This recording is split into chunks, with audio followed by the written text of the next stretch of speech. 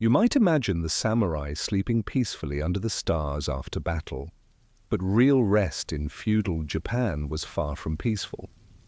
Tonight we unfold the truth behind what the warrior class called sleep, knights filled with armor still, strapped on, weapons within arm's reach, and silence broken by the fear of betrayal. Their so-called rest was a ritual of control, discipline, and constant readiness. So lie back, dust, as we trade your pillow for a wooden floor and step into a world where even sleep demanded honor. If you love sinking into the strange truths of history, just before sleep takes over, this channel was made for you. Subscribe and tap the bell icon to keep returning to stories that feel like whispers from the past. Before we continue, I'd love to know, where are you listening from, and what time is it for you right now? It's always amazing to see how far our quiet little stories are reaching. You settle into your futon as darkness falls over feudal Japan, but in the compound of Lord Matsudaira, sleep was not simply the absence of consciousness. It was an art, form governed by principles you would find utterly exhausting. The year is 1653 and the Great Wars have ended, leaving the samurai class to discover what peace actually meant to a warrior whose entire existence had been built around the anticipation of death. In the main hall of the estate, Samurai Hayashi, Genjuro sits in perfect stillness, his spine straight as a sword blade, contemplating what his Buddhist teachers called Ma, the pregnant pause between one moment and the next. To Western minds, this concept might seem like overthinking emptiness, but to the samurai, Ma was the very essence of what they called rest. It wasn't the collapse into unconsciousness that you might crave after a long day, but rather the deliberate cultivation of emptiness that required more mental discipline than any battlefield maneuver. The Japanese concept of Ma has been described as a pause in time, an interval or emptiness in space. Ma was the time and space life needed to breathe, to feel, and to connect. For samurai like Genjuro, this wasn't meditation in the sense of clearing one's mind, but rather the active practice of becoming aware of the spaces between thoughts, the silences between words, the stillness between movements. Picture, if you will, the absolute discipline required to sit for hours contemplating emptiness. Genjuro's training in Ma began before dawn, when the household still slept. He would position himself in the exact center of his room, equidistant from all walls, and begin what he called listening to silence. This wasn't the absence of sound. Feudal Japan was never truly quiet, with its creaking wooden buildings, rustling paper walls, and the constant whisper of silk garments. Instead, it was the practice of hearing the spaces between sounds, the moments when even the wind held its breath. The physical demands of this rest would horrify modern practitioners of relaxation. Genjuro's posture had to remain absolutely perfect, ears aligned over shoulders, shoulders over hips, the crown of his head reaching toward heaven while his tailbone anchored him to earth. Any deviation from this alignment was considered a failure of will, a surrender to the body's desire for comfort that weakened the spirit's capacity for discipline. But the mental demands were even more rigorous. While maintaining perfect physical stillness, Genjuro had to achieve what the Buddhist monks called one-pointed concentration. Not the elimination of thoughts, but the ability to observe them without attachment. Each thought that arose during his Ma practice was like a cloud passing across the sky of consciousness. He neither pushed them away nor pursued them, but simply noted their presence and allowed them to dissolve back into the emptiness from which they came. In Japanese culture, the concept of Ma refers to the space between objects, the silence between sounds, and the moments between movements. For warriors accustomed to the hypervigilance of battle, this practice of conscious stillness represented A different kind of courage, the bravery to face one's own mind without the distraction of external enemies. The samurai understood that true rest couldn't be achieved through mere physical inactivity. Their bodies, trained for combat, remained alert even in sleep, ready to spring into action at the first sign of danger. Only through the cultivation of Ma could they achieve genuine repose, a state where the mind itself learned to rest while remaining fully aware. Genjuro's evening Ma practice lasted exactly 108 breaths, the sacred number that represented the Buddhist teaching on human delusions. Each breath was measured not by counting, but by feeling the natural rhythm of his body's need for air. The inhale brought awareness of the space within his lungs. The pause held consciousness of the stillness within his chest. And the exhale released not just carbon dioxide, but any thoughts or tensions that had accumulated during the day.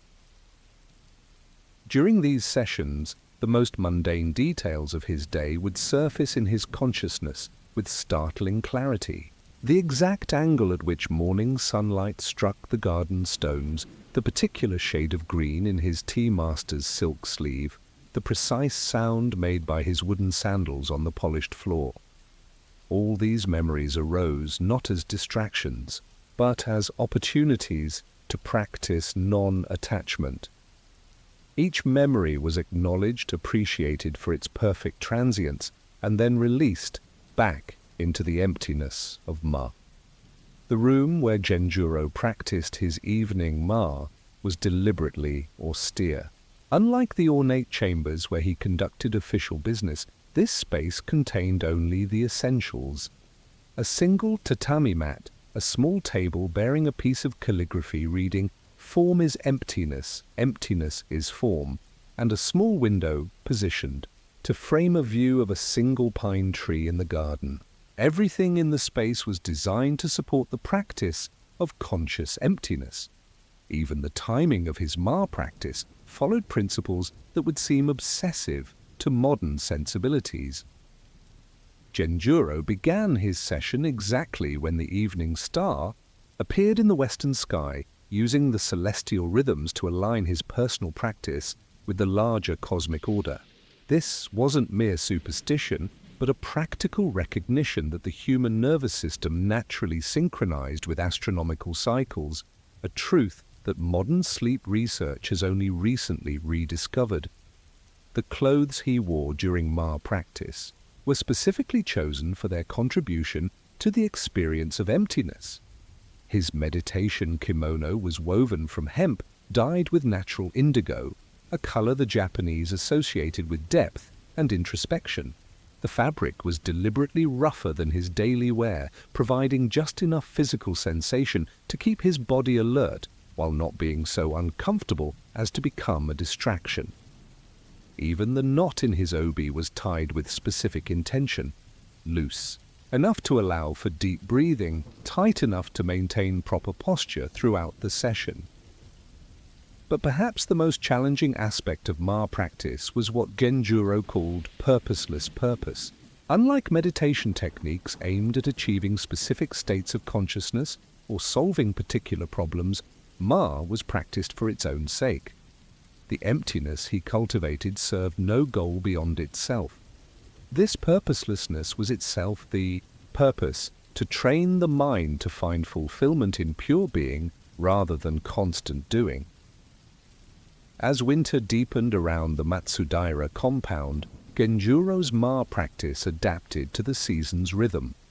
The shorter days meant his evening sessions began earlier, and the cold required subtle adjustments to his breathing technique.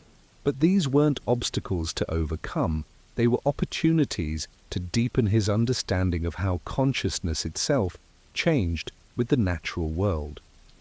What sustained this demanding practice night after night, season after season, was Genjuro's growing awareness of how Ma transformed not just his rest, but his entire existence. The stillness he cultivated in the evening spread throughout his day like ripples on a pond. Conversations became more spacious, with meaningful pauses between speakers. His calligraphy developed a quality of emptiness between brushstrokes that made his writing more beautiful precisely because of what wasn't there. Even his walking changed, incorporating moments of stillness that made each step more deliberate and graceful. Yet, for all its benefits, Ma practice remained fundamentally challenging because it asked Genjuro to rest in a way that demanded constant attention. There was no passive collapse into unconsciousness, no escape from awareness into sleep's oblivion. Instead, Ma required him to remain fully present to the experience of emptiness itself, a task that required more sustained concentration than any battle he had ever fought. But what happened when this carefully cultivated emptiness encountered the inevitable intrusions of daily life? How did a warrior maintain his practice of Ma when household duties demanded attention, when social obligations required his presence, when the very society he served operated according to principles that seemed to contradict the emptiness he was learning to embrace? The first test of Genjuro's Ma practice came not during his formal evening sessions, but in the midst of what should have been a perfectly ordinary morning.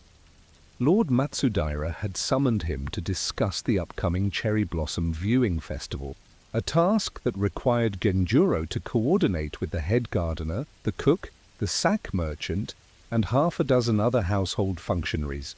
As he walked toward the Lord's chambers, Genjuro attempted to maintain the spacious awareness he cultivated during his Ma practice, but the familiar patterns of anticipation and planning immediately began to crowd his consciousness. This was the central paradox of samurai rest, the very skills that made Ma possible, the ability to remain alert, to process information quickly, to anticipate problems before they arose, also made it nearly impossible to sustain the emptiness that defined true repose. A warrior's mind, trained for decades to analyze every situation for potential threats and opportunities, couldn't simply be switched off like a lamp being extinguished.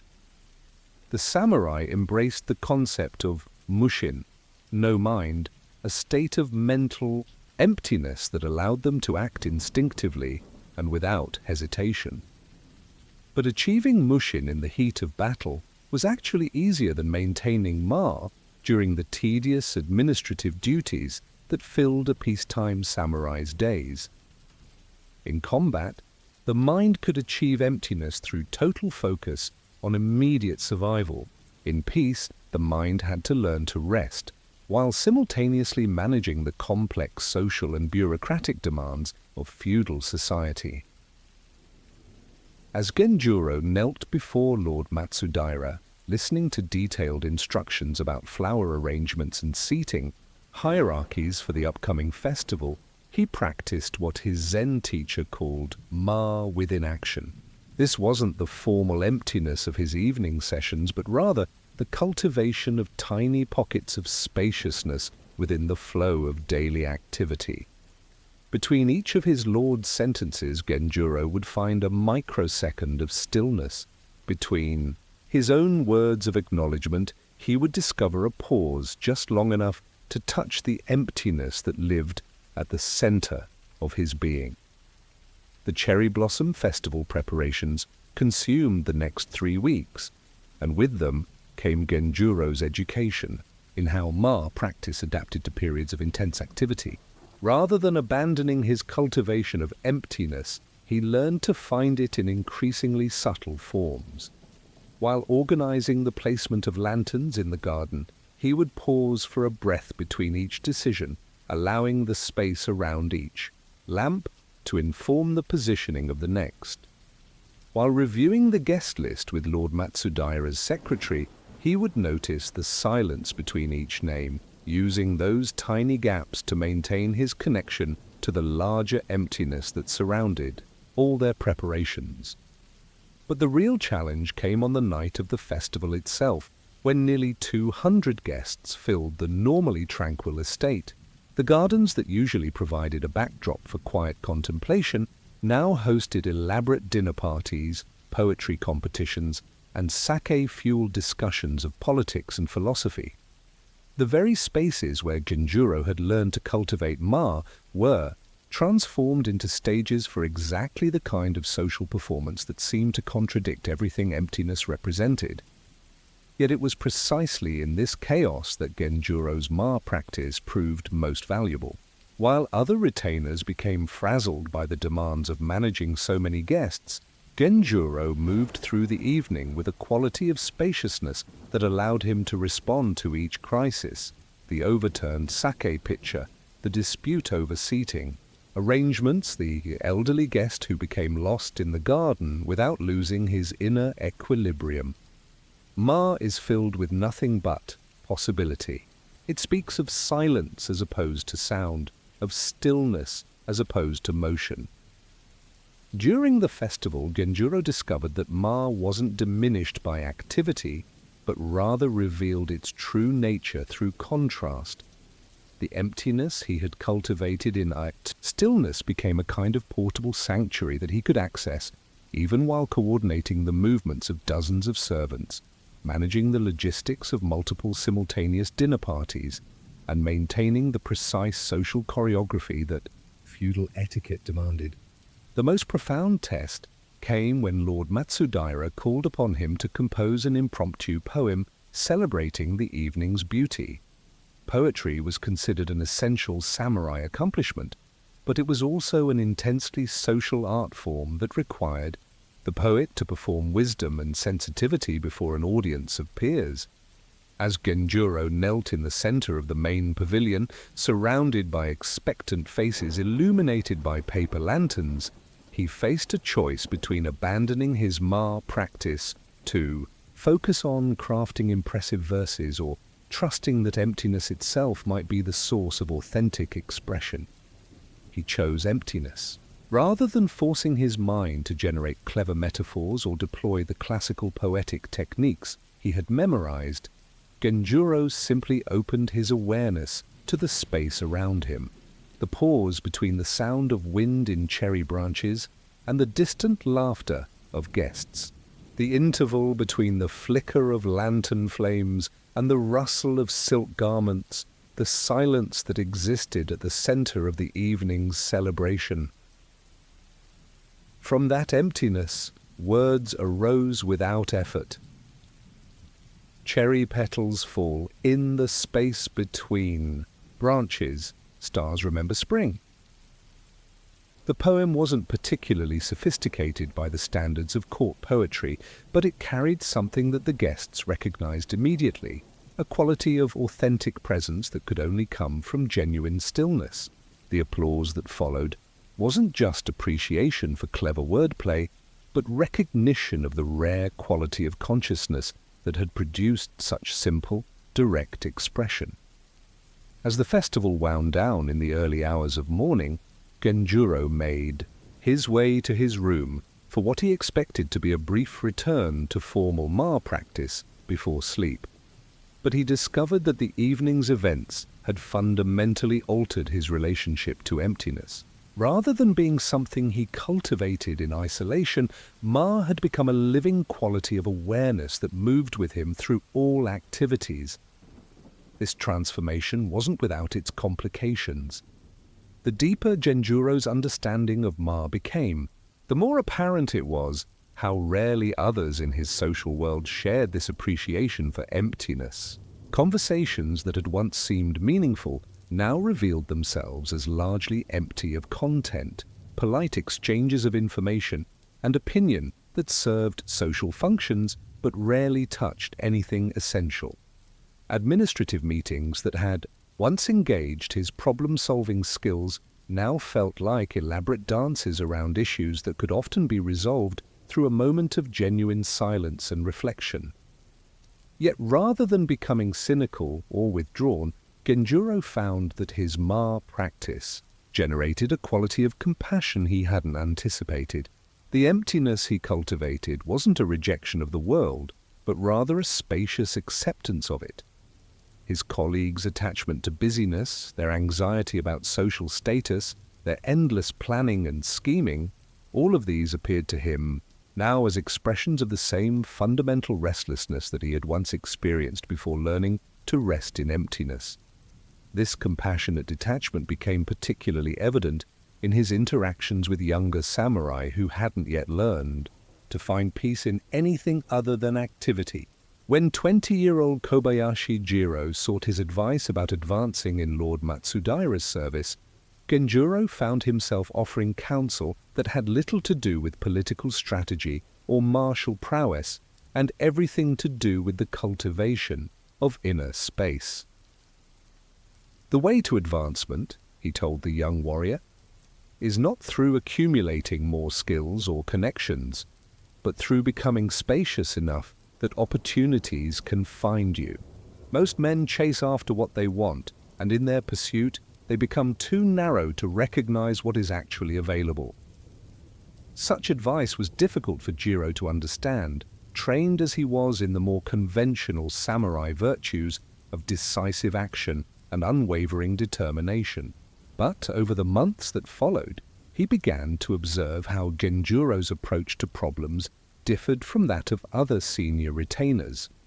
Where others would immediately begin strategizing and organizing, Genjuro would often begin with what appeared to be inaction, a period of quiet observation that allowed him to perceive aspects of situations that more active approaches missed.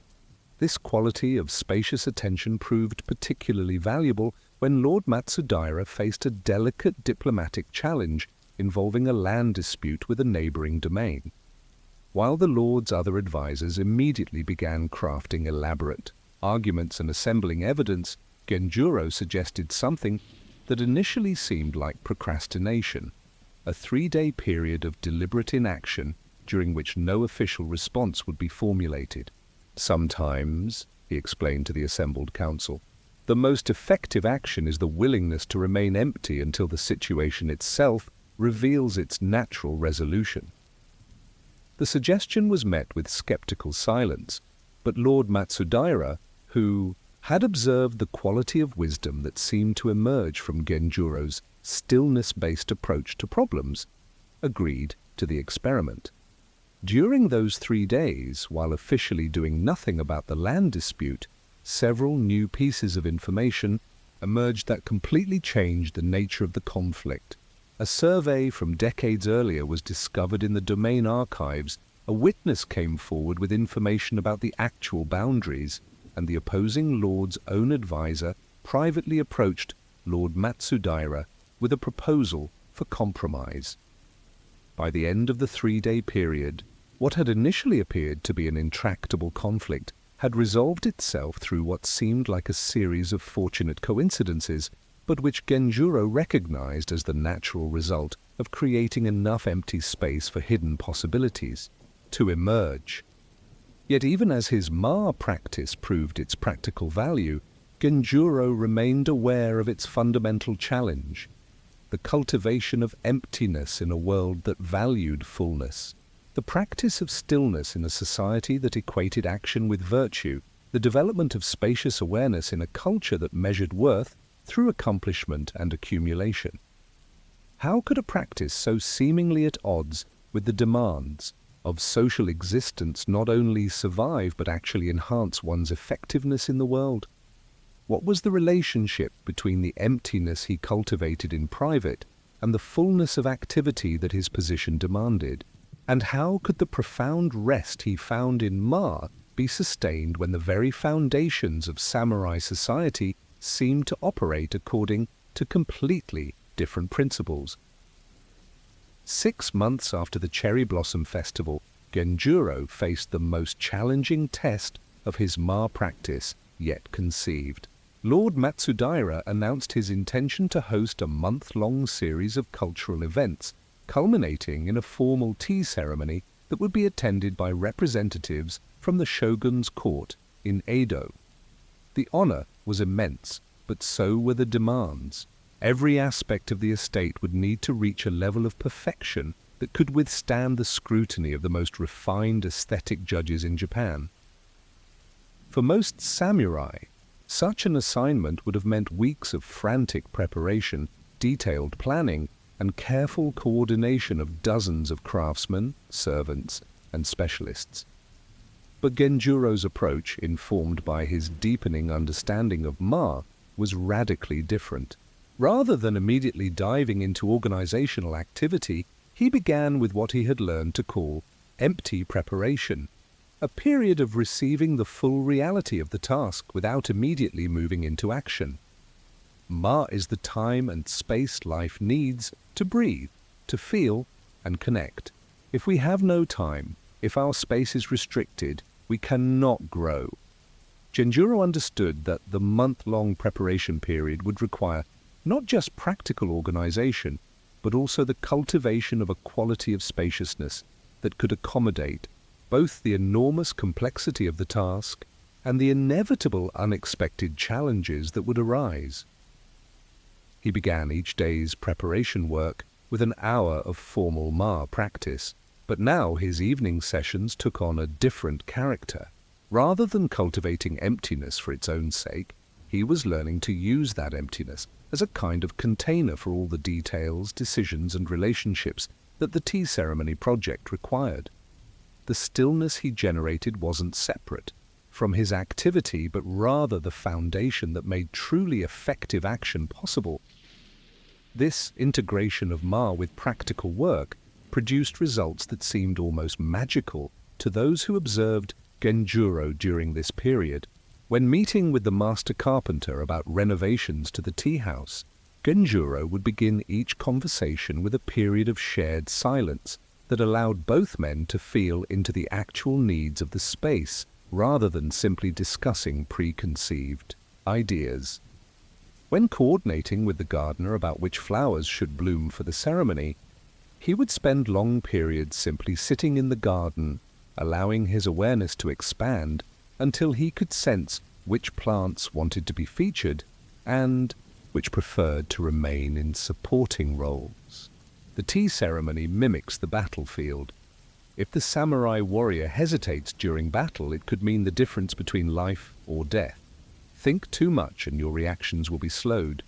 The samurai's mind must act in perfect unison with his body to achieve victory. But Genjuro's approach revealed a different understanding of the relationship between thought and action. Rather than eliminating thought to achieve direct action, Ma practice had taught him to create enough space around thinking that thoughts could arise and dissolve without creating the mental friction that interfered with natural responsiveness. The most dramatic example of this empty action came 3 weeks before the ceremony, when a fire damaged the roof of the main tea house. For the other members of Lord Matsudaira's household, this seemed like a catastrophe that might require cancelling or postponing the entire event. But Genjuro's response was to immediately enter into extended Ma practice, not as an escape from the problem, but as a way of creating enough mental space to perceive solutions that anxiety and rush might obscure. After 2 hours of sitting in stillness while gazing at the damaged building, Genjuro realized that the fire had actually revealed an opportunity to incorporate wabi-sabi, the aesthetic principle that finds beauty in imperfection and impermanence, more fully into the ceremony. Rather than perfectly repairing the roof, he proposed leaving certain burn marks visible as a reminder of the transient nature of all human constructions, including the ceremony itself. This suggestion initially shocked Lord Matsudaira, who had been planning to present a display of flawless perfection to his distinguished guests. But as Genjuro explained his vision, how the slightly damaged roof would actually make the tea ceremony more poignant by acknowledging the fundamental Buddhist truth that all forms are impermanent, the Lord began to see the deeper wisdom in embracing rather than hiding the fire's effects. The ceremony itself took place on a perfect spring morning, with representatives from 3 different domains in attendance, along with a tea master who served directly in the shogun's household. As Genjuro moved through his role as host, he was continuously aware of the Ma that surrounded each gesture, each word, each pause, in the elaborate choreography of the tea ceremony. Samurai would often practice tea ceremonies before and after a battle. Doing it before the battle would allow them to relax and clear their minds before going into battle. If they were victorious at the end of the battle, they would also once more conduct a tea ceremony to set their minds at ease. But for Genjuro, this ceremony was both preparation and celebration. Preparation for a way of living that integrated emptiness with action, and celebration of the discovery that true rest wasn't the absence of activity, but rather the presence of spacious awareness within activity. The guest's response was immediate and profound. Even the shogun's tea master, known for his exacting standards and sparing praise, commented on the unusual quality of presence that permeated the entire event. "There is something here," he told Lord Matsudaira privately, "that goes beyond technique or aesthetics. Your retainer has achieved what we call transparent activity, action that doesn't obscure the emptiness from which it arises." As the ceremony concluded and the guests departed, Genjuro found himself in a state he had never experienced before. The month of intensive preparation, rather than exhausting him, had actually deepened his capacity for Ma. The emptiness he had cultivated in solitude had been tested and strengthened through its application to complex, demanding activity. He had discovered that Ma wasn't fragile. It didn't disappear when challenged by the demands of the world, but rather revealed its true nature as the indestructible space within which all activity took place. That evening, as he settled into his regular Ma practice, Genjuro realized that his understanding of samurai rest had been fundamentally transformed. What he had initially thought of as a technique for achieving temporary peace had revealed itself as a way of living that made every moment, whether in stillness or activity, in solitude or in company, in success or in failure, an opportunity to touch the inexhaustible source of genuine repose. The burned tea house roof, rather than being a floor to hide, had become the ceremony's most commented upon feature. Guests spoke of how the visible imperfection had somehow made the entire experience more beautiful, more real, more touching. Genjuro understood that this was precisely what Ma offered. Not perfection, but the spacious acceptance that could find completeness even in, especially in, what appeared to be broken or incomplete.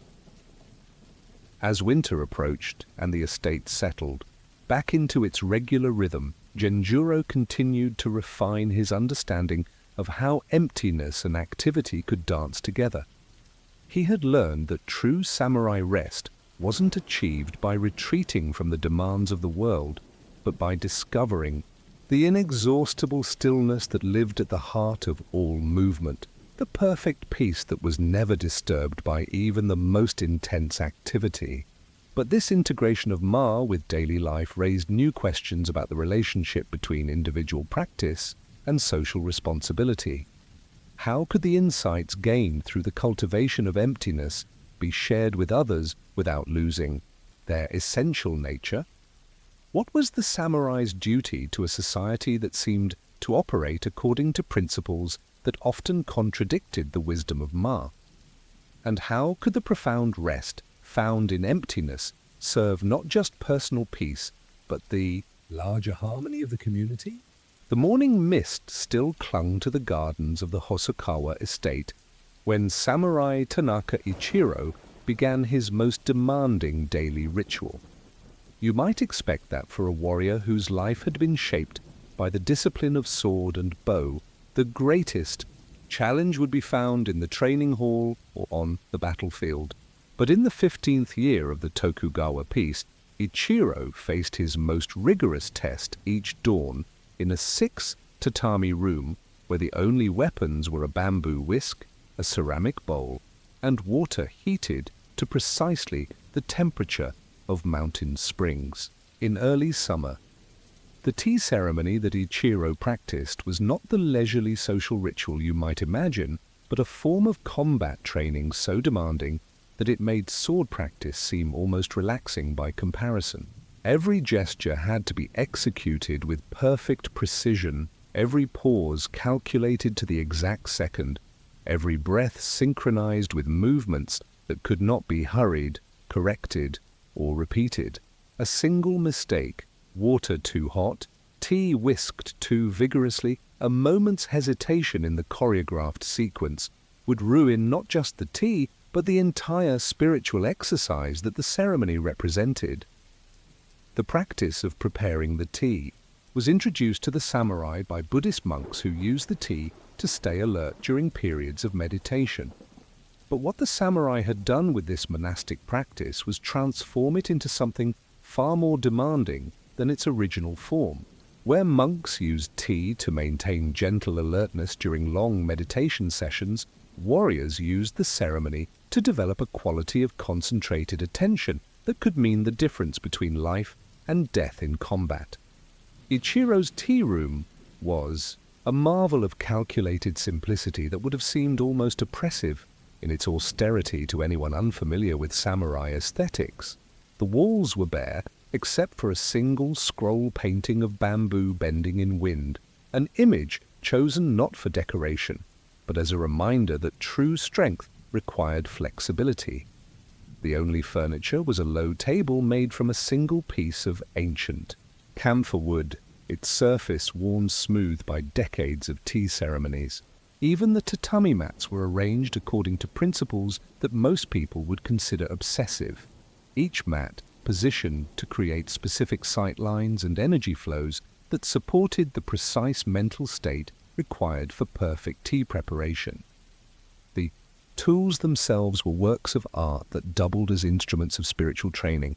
Ichiro's tea bowl, inherited from his grandfather, had been crafted by a master potter who understood that the vessel's shape would influence not just the tea's flavor, but the drinker's state of consciousness. The bamboo whisk, carved from a single piece of bamboo by a craftsman who had spent 30 years perfecting his technique, had exactly 64 prongs arranged in a pattern that created specific turbulence patterns when whisking tea. Even the iron kettle followed proportions derived from ancient Chinese principles of harmony between heaven, earth, and humanity.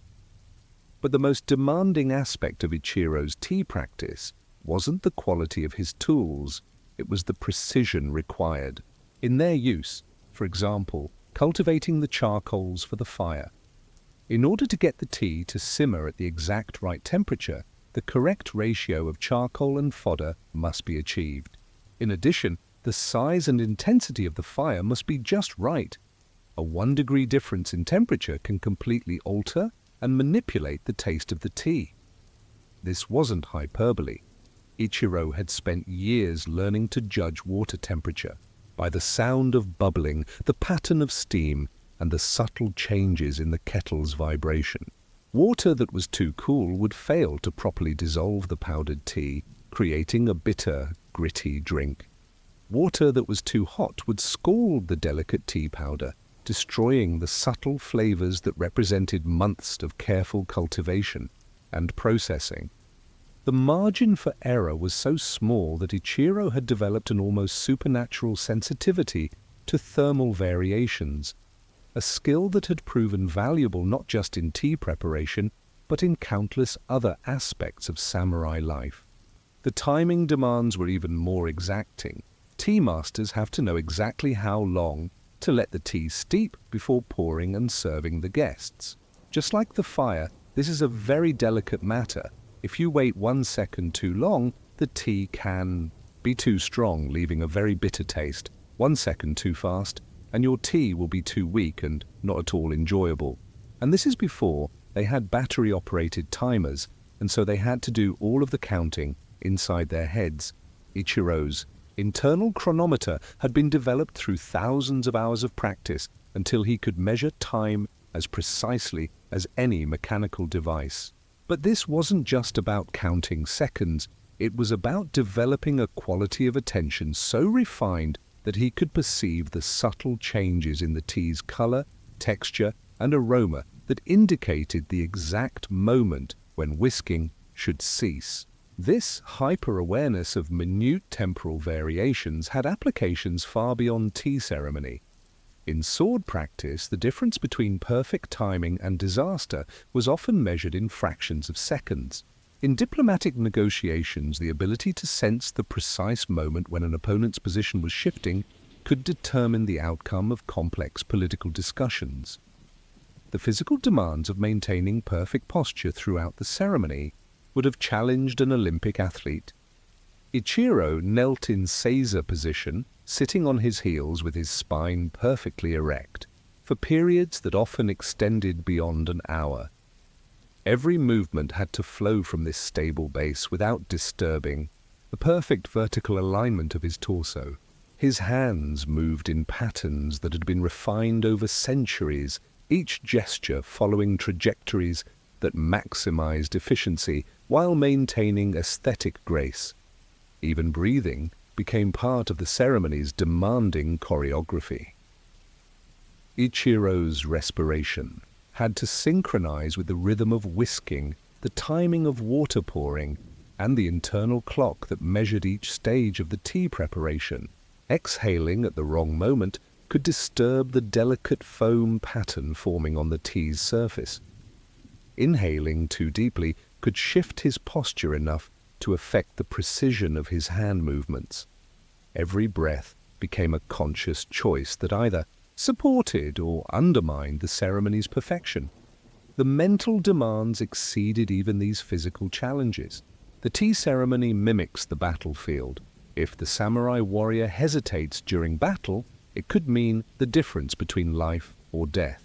Think too much and your reactions will be slowed. The samurai's mind must act in perfect unison with his body to achieve victory, not just for himself but also for the master that he serves. Ichiro had to maintain what his tea master called relaxed concentration, a state of intense focus that remained flexible enough to respond to unexpected variations in temperature, timing, or materials. His mind had to be simultaneously empty of distracting thoughts and completely present to every detail of the unfolding ceremony. This wasn't meditation in the sense of withdrawal from activity, but rather a form of dynamic mindfulness that could track dozens of variables while maintaining the spacious awareness that allowed for spontaneous, appropriate response to changing conditions. The ceremony's social dimension added another layer of complexity that would exhaust most practitioners of mindfulness. When preparing tea for guests, Ichiro had to maintain perfect awareness of his own actions while simultaneously reading the energy, mood, and needs of each person present. The tea ceremony was as much about serving the guest's spiritual needs as it was about preparing a perfect beverage. This required a quality of empathetic attention that could sense when someone needed stronger tea to increase alertness, when another guest required a gentler preparation to support relaxation, and when the entire group needed the ceremony's pace adjusted to match their collective energy. But perhaps the most challenging aspect of Ichiro's tea practice was what he learned to call purposeful purposelessness. Unlike martial arts training, which had clear goals related to combat effectiveness, or administrative duties, which served obvious practical functions, the tea ceremony existed primarily for its own sake. The perfection Ichiro sought in tea, preparation wasn't meant to achieve anything beyond itself. This purposelessness was itself the purpose, to develop a quality of mind that could find complete fulfillment in the perfect execution of a fundamentally unnecessary activity. This training in purposeless perfection had profound implications for every other aspect of Ichiro's life as a samurai. When he practiced calligraphy, the precision he had developed in measuring tea powder translated into an ability to control ink flow with microscopic accuracy. When he arranged flowers for seasonal festivals, the timing sensitivity he had cultivated in tea preparation allowed him to sense the exact moment when each stem was positioned for maximum aesthetic impact. Even his swordsmanship benefited from tea ceremony training, as the relaxed concentration required for perfect tea preparation proved identical to the mental state needed for effective combat. As autumn deepened around the Hosokawa estate, Ichiro's morning tea ceremonies took on the additional challenge of adapting to seasonal changes in water quality, charcoal burning characteristics, and even the acoustic properties of his tea room, as temperature and humidity fluctuated. What had begun as a demanding but predictable daily practice evolved into an ever-changing test of his ability to maintain perfect standards while adapting to constantly shifting conditions. Yet despite these mounting challenges, Ichiro found that his tea practice was becoming not more difficult, but more refined. The thousands of repetitions had built patterns of muscle memory and perceptual sensitivity that allowed him to achieve results that would have been impossible through conscious effort alone. His hands knew the correct whisking rhythm without mental calculation. His internal chronometer had become so precise that he could sense minute variations in timing without conscious counting. His sensitivity to water temperature had developed to the point where he could detect changes of less than half a degree through subtle shifts in steam patterns and kettle sounds. This unconscious competence represented what his tea master called the beginning of true tea mind, the point where technical mastery became so complete that it disappeared, leaving only pure presence to the unfolding moment. But achieving this level of skill had required Ichiro to confront aspects of perfectionism that most samurai never encountered in their martial training. In sword practice, mistakes were immediately obvious and their consequences clear. A poorly executed cut resulted in an opponent's successful attack. A momentary lapse in attention created an opening that any skilled fighter would exploit. But in tea ceremony, the relationship between perfection and imperfection was far more subtle and ultimately more challenging to navigate. Ichiro's education in this paradox began during his third year of tea study, when his master deliberately introduced what seemed like obstacles into his practice. One morning he arrived at the tea room to find that his usual charcoal had been replaced with pieces of slightly different density and burning characteristics. Another day, his familiar tea bowl was substituted with one of different proportions that required completely different whisking techniques. Most challenging of all was the morning when his master simply sat silently through what should have been a tea ceremony, forcing Ichiro to maintain perfect attention and readiness despite the absence of any actual tea preparation. The art of sad. The Japanese tea ceremony particularly flourished in Japan's era of post-pacifism due to its emphasis on simplicity and tranquility, consequently enabling the samurai to gain critical insight into realism through contemplation. These deliberately introduced imperfections taught Ichiro that the true purpose of tea ceremony wasn't to achieve a predetermined ideal, but to develop a quality of consciousness that could find completeness in whatever circumstances actually arose. This lesson proved particularly challenging for a mind trained in the samurai virtues of decisive action and unwavering determination. Ichiro's martial training had taught him to overcome obstacles through superior skill, greater effort, or more refined technique, but tea ceremony revealed situations where such approaches were not only ineffective, but actually counterproductive. When the water temperature was slightly off, forcing it to be perfect through manipulation only made it worse. When the whisking rhythm felt awkward with an unfamiliar bowl, trying to impose his usual technique created tension that disrupted the entire ceremony.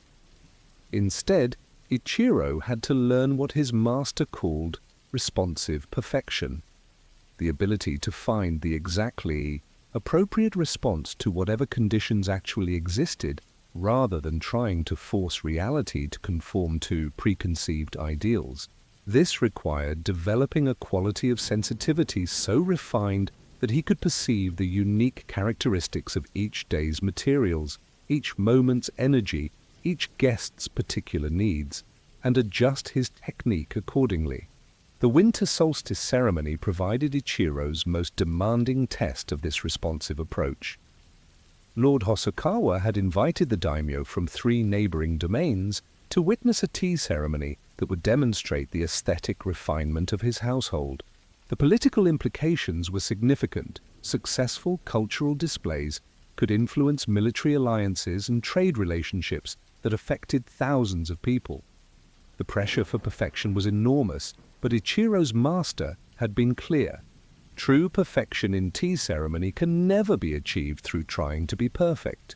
It can only emerge through complete acceptance of what is actually happening. As the guests assembled in the tea house, Ichiro began his preparation with the familiar ritual of water heating and charcoal arrangement. But almost immediately, he noticed that the winter air was affecting his materials in unexpected ways. The charcoal, which usually burned with predictable intensity, was producing slightly more heat than normal due to the dry winter atmosphere. The water drawn from the estate's well had a different mineral content than usual because of seasonal changes in the groundwater. Even the tea powder, stored in the same ceramic containers he had used for years, had a subtly different texture due to winter humidity levels. Any of these variations could have provided an excuse for postponing the ceremony until conditions were more favorable. But Ichiro's training had taught him that such favorable conditions were actually an illusion. Every moment brought its own unique combination of circumstances that required adaptation rather than resistance. He began the ceremony by acknowledging the winter's presence rather than fighting it. Instead of trying to force the water to exactly the temperature he would have used in autumn, he adjusted his technique to work with the heat that the winter charcoal was actually producing. Rather than whisking the tea according to his standard pattern, he modified his movements to accommodate the powder's winter texture. Most subtly of all, he adjusted the ceremony's pace to match the contemplative energy that the season's long nights and short days created in both himself and his guests. Samurai would often practice tea ceremonies before and after a battle. Doing it before the battle would allow them to relax and clear their minds before going into battle. If they were victorious at the end of the battle, they would also once more conduct a tea ceremony to set their minds at ease. But for Ichiro, this winter ceremony served a different function. It was a demonstration that the qualities developed through tea practice could create harmony even when conditions seemed less than ideal. The results exceeded everyone's expectations, including Ichiro's own. The tea itself was excellent, but more importantly, the ceremony created an atmosphere of profound peace that seemed to dissolve the political tensions that had existed between the visiting daimyo. By the end of the hour-long ritual, men who had arrived as potential rivals were discussing possibilities for collaboration and mutual support. Lord Hosokawa's comment afterward captured what many of the guests had experienced. There was something in today's ceremony that we rarely encounter, a quality of presence that made everything feel exactly as it should be, despite nothing being exactly as we expected. This success taught Ichiro a fundamental principle that would influence not just his tea practice, but his entire approach to samurai service. True mastery consisted not in the ability to impose one's will on circumstances, but in the capacity to find the perfect response to whatever circumstances actually arose. This principle had profound implications for everything from diplomatic negotiations to household management to personal relationships. As spring approached, Ichiro began experimenting with what he privately called imperfection practice, deliberately introducing small variations into his tea ceremony routine to develop even greater flexibility and responsiveness. One week he would use slightly cooler water than usual. The next, he would alter his whisking rhythm by tiny increments. Some mornings, he would change the order of certain preparatory movements to see how such modifications affected the ceremony's overall flow. These experiments weren't arbitrary. Each variation was designed to test and strengthen his ability to maintain the ceremony's essential spirit while adapting its form to different conditions. Through this practice, Ichiro discovered that what he had initially thought of as perfect technique was actually just one possible approach among many. True mastery lay not in rigidly following predetermined forms, but in understanding those forms so deeply that they could be modified without losing their essential purpose. This insight transformed his understanding of what constituted rest in tea ceremony. Initially, he had thought that the ceremony provided rest through the achievement of perfect execution, moments when every detail aligned exactly with prescribed ideals. But he now realized that deeper rest came from developing a quality of consciousness that could find peace regardless of whether execution matched external standards of perfection. The most profound example of this shift occurred during a ceremony he conducted for a group of young samurai who were about to depart for their first diplomatic mission to Kyoto.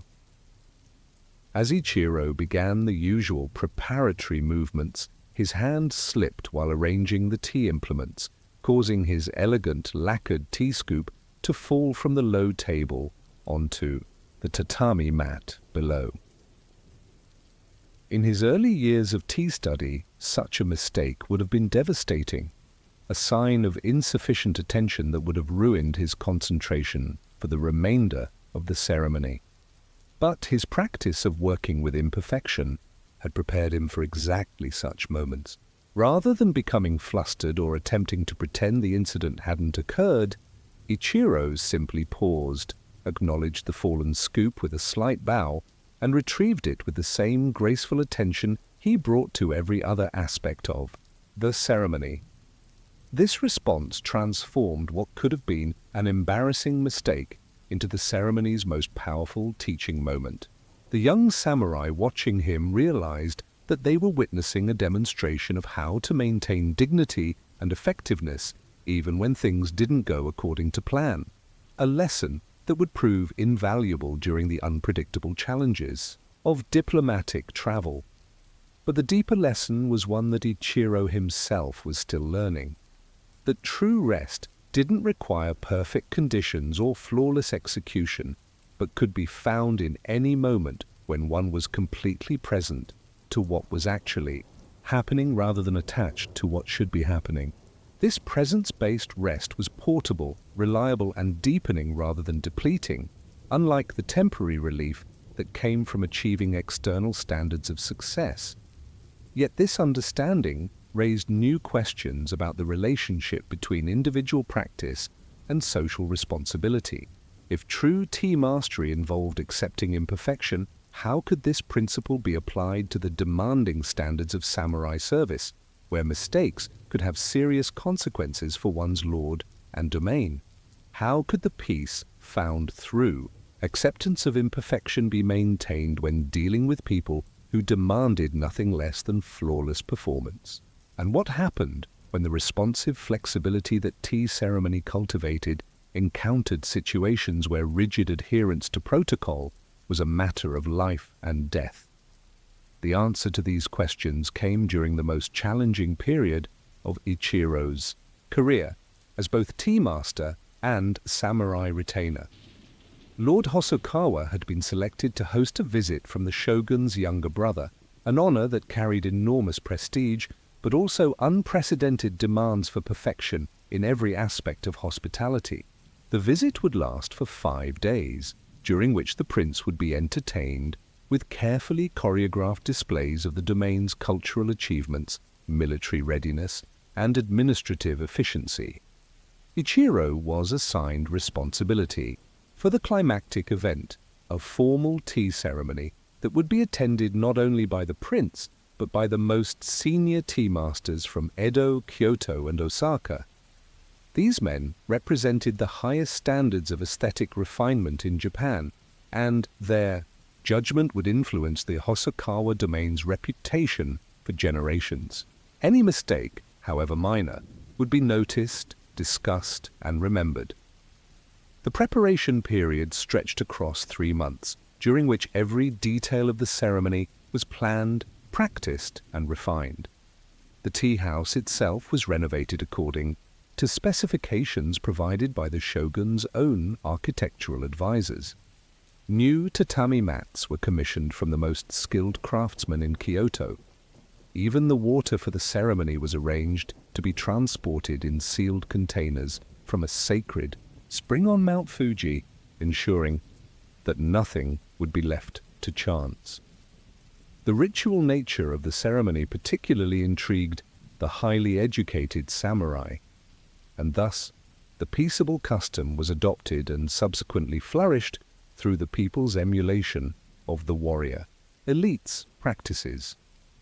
But Ichiro's months of preparation revealed that the most elaborate planning couldn't eliminate the fundamental uncertainty that made tea ceremony both challenging and meaningful. As the prince's arrival approached, Ichiro found himself facing a paradox that his years of imperfection practice had prepared him to understand, but not necessarily to resolve. The political demands of the situation required flawless execution, according to the most exacting standards of formal tea ceremony. Yet his deepest understanding of tea practice suggested that such attachment to predetermined outcomes was precisely what prevented genuine mastery from emerging. The solution came through what Ichiro learned to call perfection beyond perfection, an approach that involved preparing so thoroughly for ideal conditions that he could respond masterfully to whatever conditions actually arose. Rather than simply memorizing the sequence of movements for a formal ceremony, he practiced dozens of variations that could accommodate different numbers of guests, various seasonal conditions, alternative arrangements of materials, and even emergency modifications if equipment was damaged or missing. This over-preparation wasn't motivated by anxiety, but by a desire to develop such complete familiarity with the ceremony's essential structure that he could maintain its spirit regardless of what external challenges emerged. Like a master swordsman who practiced thousands of cuts so that appropriate responses could emerge spontaneously in combat, Ichiro trained in so many tea ceremony variations that perfect adaptation became second nature. The morning of the ceremony arrived with conditions that tested every aspect of this preparation. An unexpected spring storm had raised the humidity to levels that affected how the charcoal burned, how the tea powder mixed with water, and even how sounds carried within the tea house. The sacred Mount Fuji water, transported with such care, had acquired a slightly different taste during its journey, still excellent, but not exactly what Ichiro had practiced with during his months of preparation. Most challenging of all, the prince arrived with one additional guest who hadn't been included in the original plans, a Korean diplomat whose presence transformed the ceremony from a demonstration of Japanese aesthetic refinement into a delicate exercise in international diplomacy. The seating arrangement, the serving order, and even the choice of tea utensils all had to be modified to acknowledge the diplomat's status while maintaining proper respect for the prince's precedence. As Ichiro knelt in the tea house before his distinguished guests, he realized that all his months of preparation had led to this moment of complete uncertainty.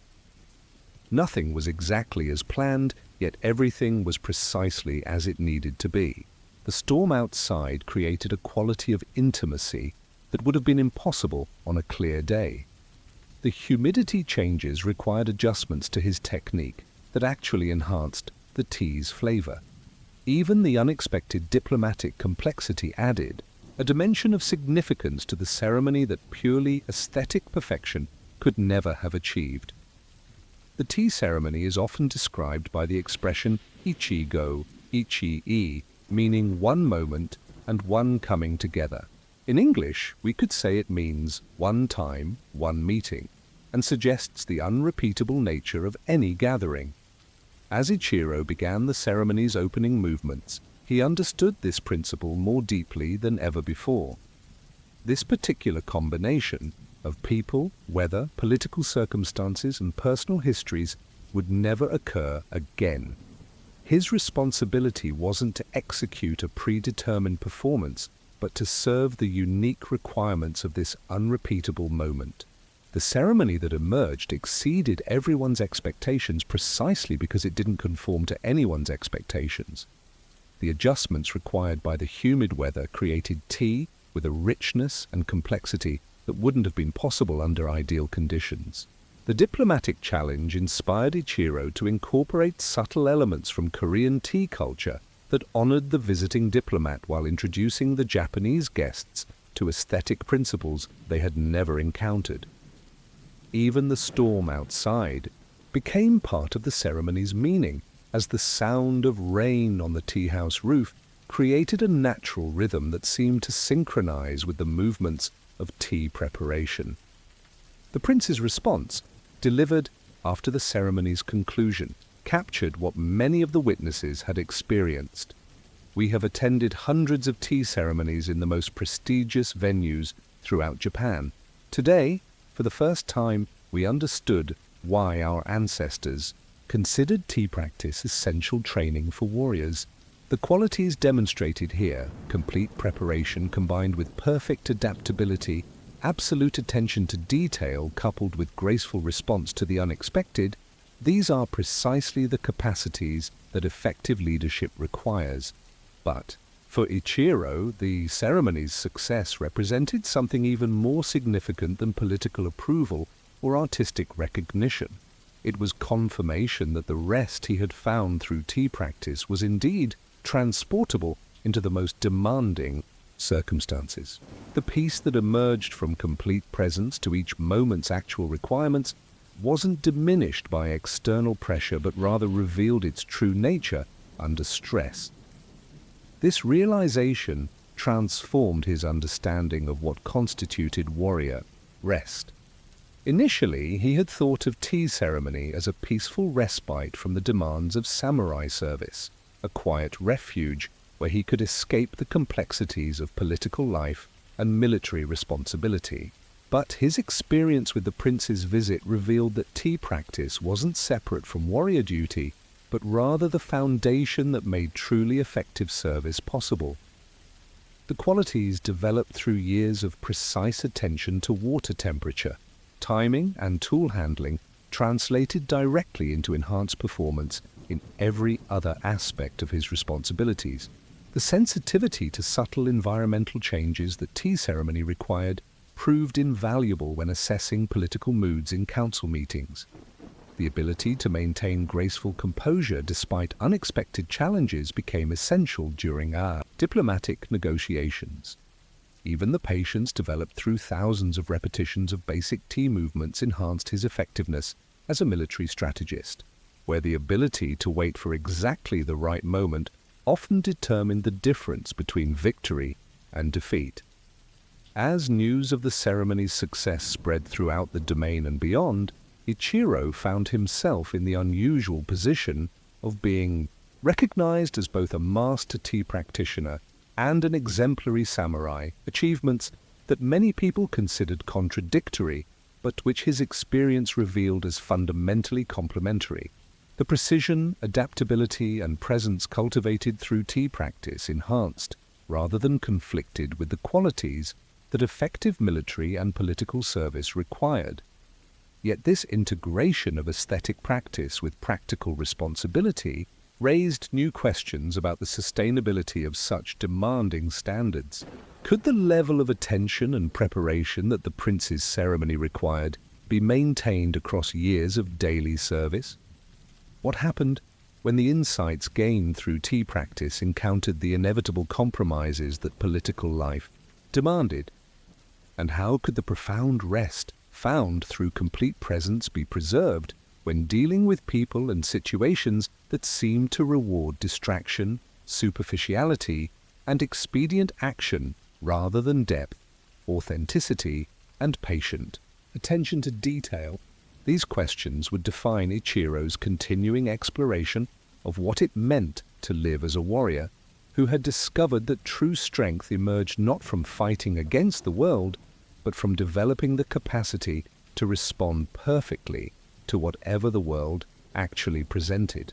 In the 23rd year of the Tokugawa peace, Samurai Watanabe Keisuke faced a crisis that no amount of martial training had prepared him to handle. An entire afternoon with absolutely nothing urgent to do. For a warrior whose ancestors had lived in constant readiness for battle, whose own youth had been spent in rigorous preparation for conflicts that never came, the prospect of genuinely leisure time presented challenges more daunting than any enemy charge. Lord Matsudaira had dismissed the regular council meeting due to a minor illness. The domain's administrative affairs were running smoothly under the capable management of senior clerks, and the military exercises scheduled for the week had been completed ahead of schedule. Keisuke found himself standing in the corridor outside the main hall, staring at a schedule that contained not a single obligation until the evening meal. A span of time that stretched before him like an unexplored territory filled with unknown dangers. Beginning in the 1100s, the warrior class gained authority and importance in Japan, holding political and military power across the country. In 1615, the samurai warrior Tokugawa Ieyasu won a decisive battle to unify Japan, ending a period of continuous warfare between feudal lords. In the 250 years of peace that followed, the elite samurai class no longer waged battles, turning instead to cultural pursuits and leisurely pastimes. But this transformation from warriors to cultural practitioners wasn't the simple transition that historians often described. For samurai like Keisuke, peace presented existential challenges that required developing entirely new forms of discipline. The problem wasn't merely one of finding ways to fill empty time. Keisuke's samurai training had instilled in him a quality of constant readiness that made genuine relaxation almost impossible. His nervous system remained perpetually alert for threats that no longer existed. His mind continued to analyze every situation for tactical advantages that were no longer relevant, and his body maintained a level of physical tension appropriate for combat that had become counterproductive in peacetime social situations. Hawking and falconry were popular activities, as were plant cultivation and the art of flower arrangement. The tea ceremony, too, was an important interest that nurtured collecting and connoisseurship practices. But Keisuke's initial attempts at these peaceful pursuits revealed how poorly suited his warrior mindset was for activities that required patience, subtlety, and acceptance of outcomes beyond his direct control. His first experiment with falconry had been a disaster of frustrated expectations. Keisuke approached the training of hunting birds with the same intensity he brought to weapons practice, expecting immediate results from consistent effort and logical progression from basic to advanced techniques. But falcons operated according to principles that had nothing to do with human schedules or samurai determination. They required a quality of patient attention that couldn't be forced, a willingness to work with natural rhythms that often contradicted human convenience, and an acceptance that the relationship between falconer and bird was fundamentally collaborative rather than hierarchical. After 3 months of unsuccessful attempts to impose military discipline on creatures that responded only to gentle consistency, Keisuke had abandoned falconry in frustration. His failure taught him that the problem wasn't with the birds, but with his approach. He was trying to apply warrior skills to activities that required completely different qualities of mind and attention. Plant cultivation proved equally challenging, though for different reasons. Peace also brought about rapid urbanization and the development of a lively town culture with a broad variety of entertainments. Idle samurai enthusiastically embraced these offerings, indulging in theatrical performances and frequenting designated pleasure quarters in urban areas. But Keisuke found himself drawn to more solitary pursuits, that offered opportunities for the kind of focused practice his warrior training had taught him to value. The garden behind his quarters became a laboratory for experiments in what he privately called strategic cultivation. Rather than simply growing plants for beauty or food, Keisuke approached gardening as a form of military logistics applied to living systems. He researched the seasonal needs of different species with the same thoroughness he brought to studying enemy troop movements. He planned garden layouts with attention to defensive positions, water sources, and supply lines that would have been appropriate for designing military fortifications. This systematic approach initially produced impressive results. Keisuke's vegetables grew more successfully than those of gardeners with decades more experience. His flower arrangements won praise from visitors, and his carefully planned garden spaces became models that other samurais sought to emulate. But success through the application of military thinking to peaceful activities left him feeling strangely unsatisfied, as if he was missing something essential about what leisure was supposed to provide. The turning point came during his study of ikebana, the art of flower arrangement that many samurai had adopted as a peaceful complement to their martial training.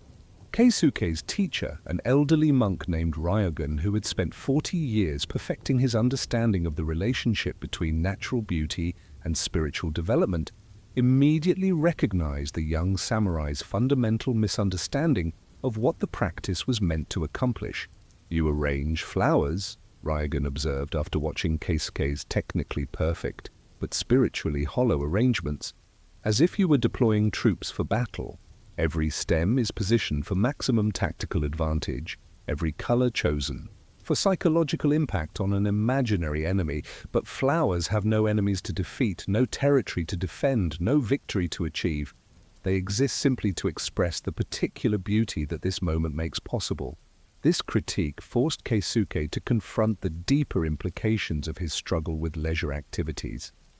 His warrior training had been so successful at developing qualities of strategic thinking, tactical analysis, and goal-oriented action that he had lost the capacity for what Ryogen called purposeless appreciation, the ability to find fulfillment in activities that served no practical function beyond their own intrinsic value.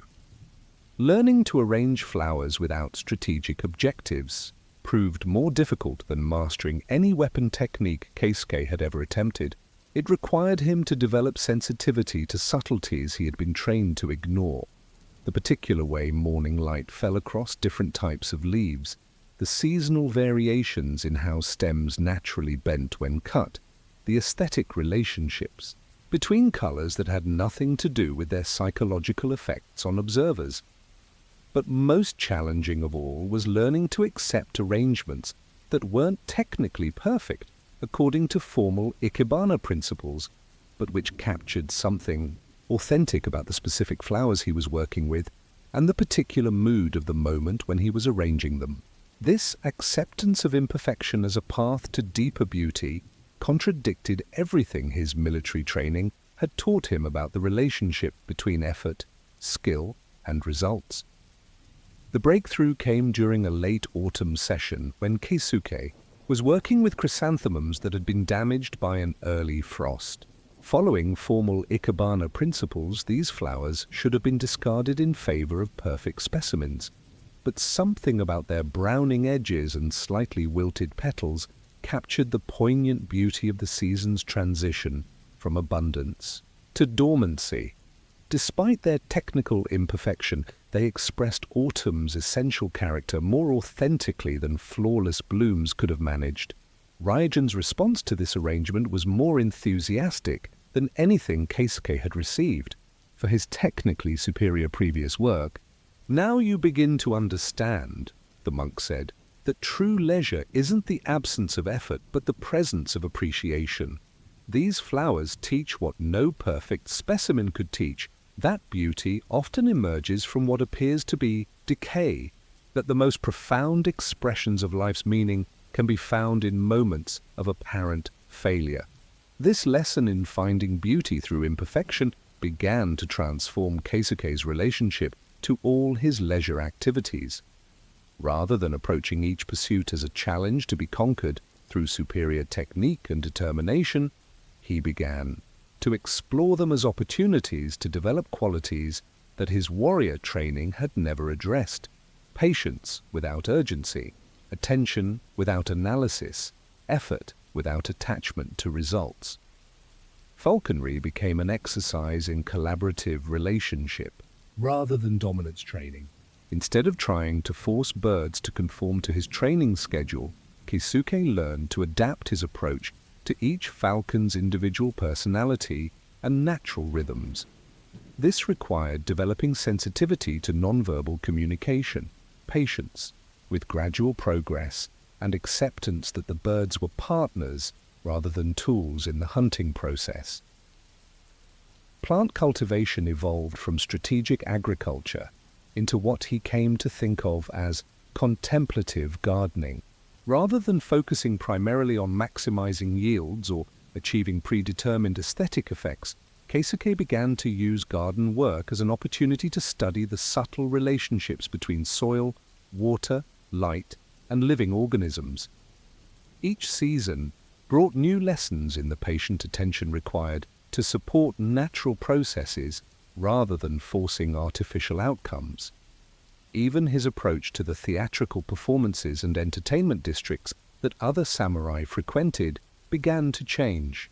Instead of attending such events primarily for social networking or temporary escape from responsibilities, Keisuke developed what he called appreciative observation, a way of engaging with performances that focused on understanding the artistic choices behind what he was witnessing, rather than simply being entertained by surface effects. But this transformation in his approach to leisure activities revealed a deeper challenge that would define the rest of his exploration of what constituted appropriate rest for warriors in peacetime. The qualities he was developing through contemplative engagement with beauty, sensitivity, patience, acceptance of imperfection, seemed to contradict the decisiveness, urgency, and pursuit of excellence that his samurai responsibilities required.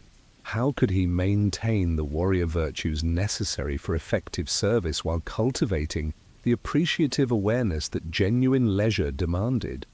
And what was the relationship between the rest he found through purposeless appreciation and the practical demands of a world that operated according to very different principles? 6 months after his revelation with the frost-damaged chrysanthemums, Keisuke found himself facing a test that would determine whether his experiments in contemplative leisure were mere personal indulgences or genuine contributions to his effectiveness as a samurai. Lord Matsudaira had been invited to participate in a cultural exchange with the Korean embassy, a delicate diplomatic mission that required demonstrating Japanese aesthetic refinement while showing appropriate respect for Korean artistic traditions. Keisuke was assigned to organize a series of cultural displays that would showcase the Matsudaira domain's accomplishments in flower arrangement, garden design, poetry, and calligraphy. The political stakes were significant. Successful cultural diplomacy could lead to advantageous trade agreements and military alliances, while aesthetic failures might damage relationships that affected the security and prosperity of thousands of people. The challenge wasn't simply one of demonstrating technical proficiency in various art forms. The Korean delegation included some of the most sophisticated cultural critics in East Asia, scholars and artists whose understanding of aesthetic principles had been refined through centuries of Chinese and Korean artistic development.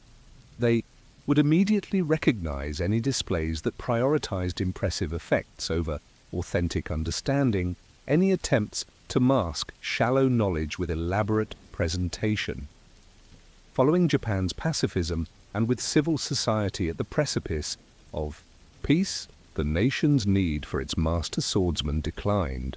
Thus, the samurai, formerly engaged in intense martial training, devoted their time instead to furthering their own spiritual development, scholarly pursuits, or in service to Japan's traditional arts, from monochrome ink painting to flower arranging and Zen rock gardens. But Keisuke's preparation for the Korean embassy visit revealed that this transition from martial to cultural focus wasn't simply a matter of changing activities. It required developing entirely different forms of discipline and awareness. His first task was assembling a team of domain residents who could participate in the various cultural displays without embarrassing themselves or their lord. This meant identifying people who possessed not just technical skills, but also the quality of aesthetic sensitivity that would allow them to adapt their presentations to the specific energy and interests of the Korean guests. The selection process forced Keisuke to apply criteria he had never used in military contexts. Instead of evaluating candidates based on their ability to follow orders precisely or perform under pressure, he had to assess their capacity for what he learned to call responsive artistry, the ability to sense what a particular moment or audience required and adjust their approach accordingly. The elderly gardener Yamamoto possessed decades of technical knowledge about plant cultivation, but his rigid adherence to traditional methods made him unsuitable for a diplomatic context, where flexibility and cultural sensitivity were essential. Young Sato's calligraphy technique was technically superior to that of most professional scribes, but his personality was too aggressive and competitive for artistic displays that needed to prioritize harmony over individual brilliance. Eventually, Keisuke assembled a team that balanced technical competence with the contemplative awareness he had been developing in his own leisure pursuits. The flower arrangement demonstrations would be led by Tanaka, a middle-aged samurai whose ikebana practice emphasized seasonal sensitivity and natural expression over formal perfection.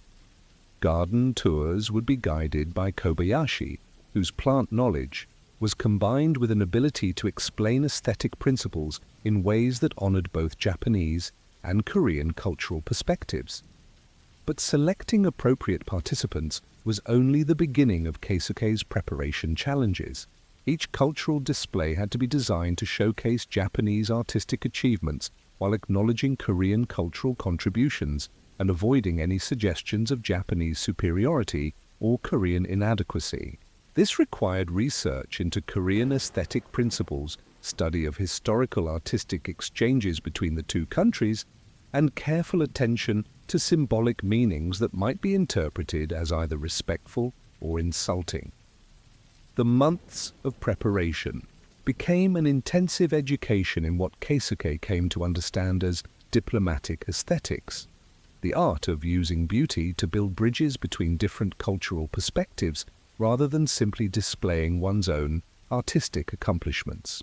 This required developing sensitivity to subtleties that went far beyond the technical requirements of any individual art form. Flower arrangements had to incorporate seasonal references that were meaningful in both Japanese and Korean cultural contexts. Garden displays needed to demonstrate design principles that honored both countries' philosophical traditions without suggesting that either approach was superior to the other.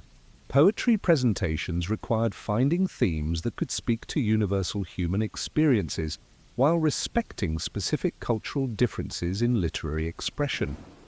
Most challenging of all was the requirement that each display serve multiple functions, simultaneously demonstrating Japanese artistic sophistication, honoring Korean cultural contributions, creating opportunities for meaningful cultural exchange, and supporting the larger diplomatic objectives that Lord Matsudaira hoped to achieve through the embassy visit.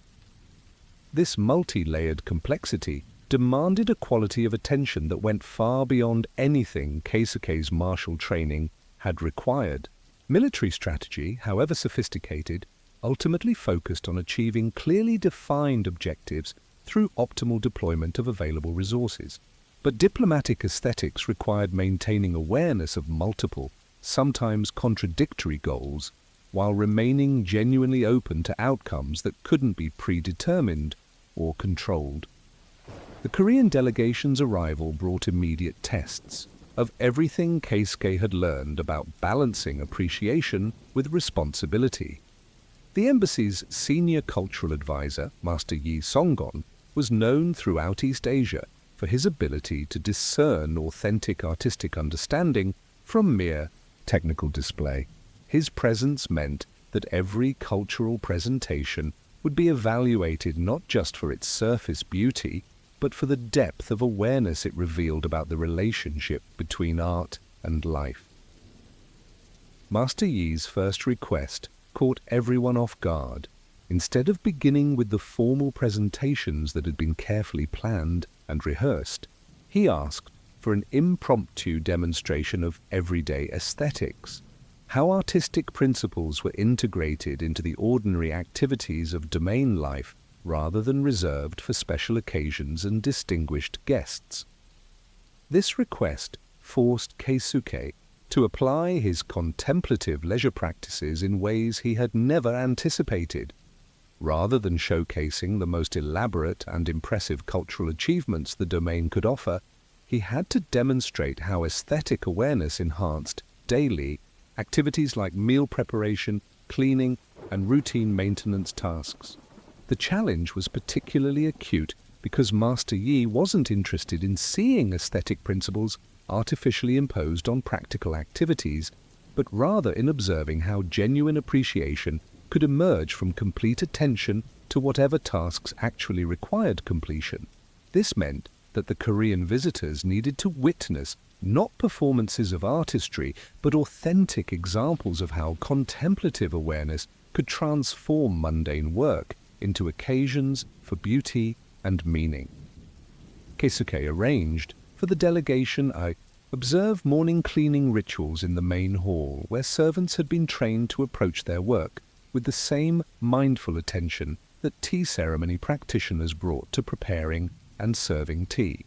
Instead of rushing through tasks to complete them as quickly as possible, the cleaning staff moved with deliberate grace, paying attention to how light fell across surfaces they were polishing, how their movements could be coordinated to create visual harmony, and how even routine maintenance could be performed in ways that honored the spaces they were caring for. The Korean visitors watched in fascination as ordinary household activities were transformed through the application of aesthetic awareness. Sweeping became a form of moving meditation, with each stroke of the broom following principles of rhythm and flow that were identical to those used in traditional dance. Window cleaning was performed with attention to how changing light conditions affected the quality of transparency being achieved, turning a simple maintenance task into an exercise in understanding the relationship between clarity and illumination. Master Yi's response to these demonstrations exceeded Keisuke's most optimistic expectations. "What we have witnessed here," he told Lord Matsudaira that evening, "represents the highest form of cultural development, the integration of aesthetic principles with daily life in ways that enhance both practical effectiveness and spiritual development. This is not art separated from life, but life itself elevated to the level of art." But the Korean master's praise came with a challenging question that would define the remainder of the cultural exchange. How do you maintain this quality of aesthetic attention when dealing with activities that seem to resist such treatment, administrative duties that require speed over beauty, political negotiations that prioritize results over grace, or emergency situations where survival takes precedence over artistic expression? This question struck at the heart of Keisuke's ongoing struggle to integrate his contemplative leisure practices with the practical demands of samurai service. It was one thing to demonstrate aesthetic awareness in carefully planned cultural displays or in routine activities that could be performed at a leisurely pace. But could the appreciative attention he had been developing actually enhance his effectiveness in the more demanding aspects of his responsibilities, or would it ultimately prove to be a luxury that had to be abandoned when serious challenges arose?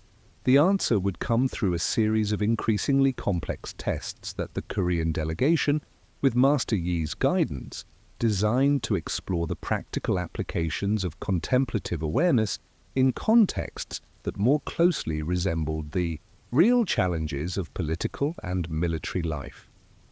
Master Yi's challenge proved to be more than a theoretical question. When, on the fourth day of the Korean embassy visit, a messenger arrived with news that would test every aspect of Keisuke's integration, of contemplative awareness with practical responsibility, a dispute had erupted between the Matsudaira domain and a neighboring territory over water rights that affected agricultural productivity for thousands of farmers. The situation required immediate diplomatic intervention to prevent escalation into the kind of territorial conflict that could destabilize the entire region.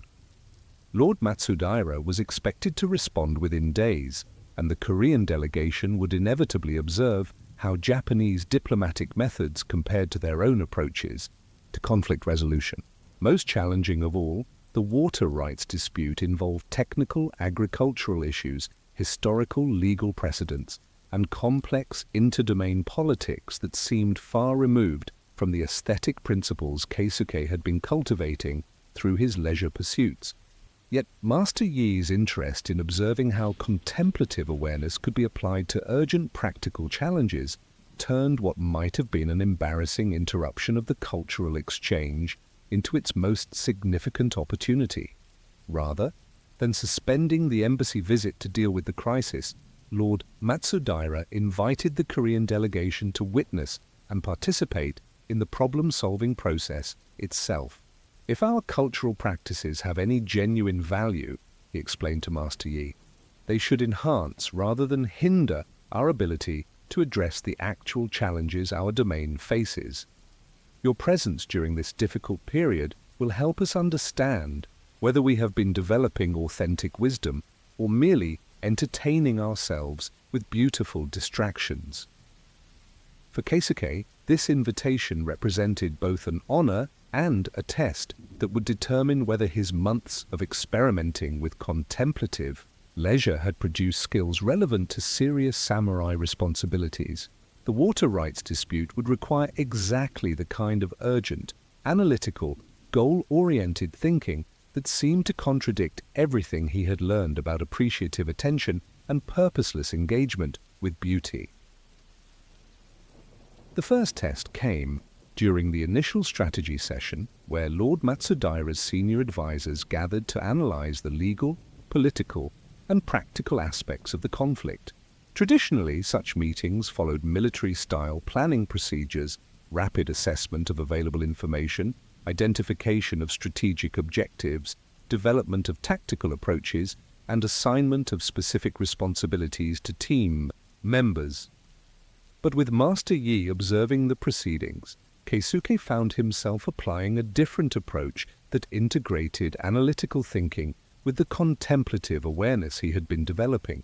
Instead of immediately jumping into problem-solving mode, he began the session with what he privately called appreciative assessment, a careful attention to all aspects of the situation rather than just those that seemed immediately relevant to achieving predetermined goals. This meant listening not just to the factual details about water flow rates, historical precedents, and legal technicalities, but also to the emotional undertones in how different advisors presented information, the unstated assumptions that shaped how problems were being defined, and the subtle power dynamics that influenced which solutions were considered realistic.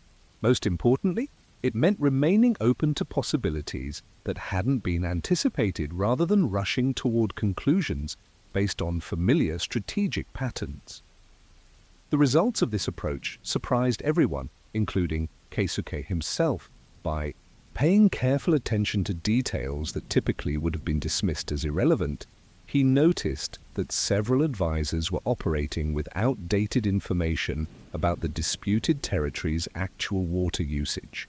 Their strategic recommendations were based on assumptions about agricultural needs that hadn't been accurate for several seasons.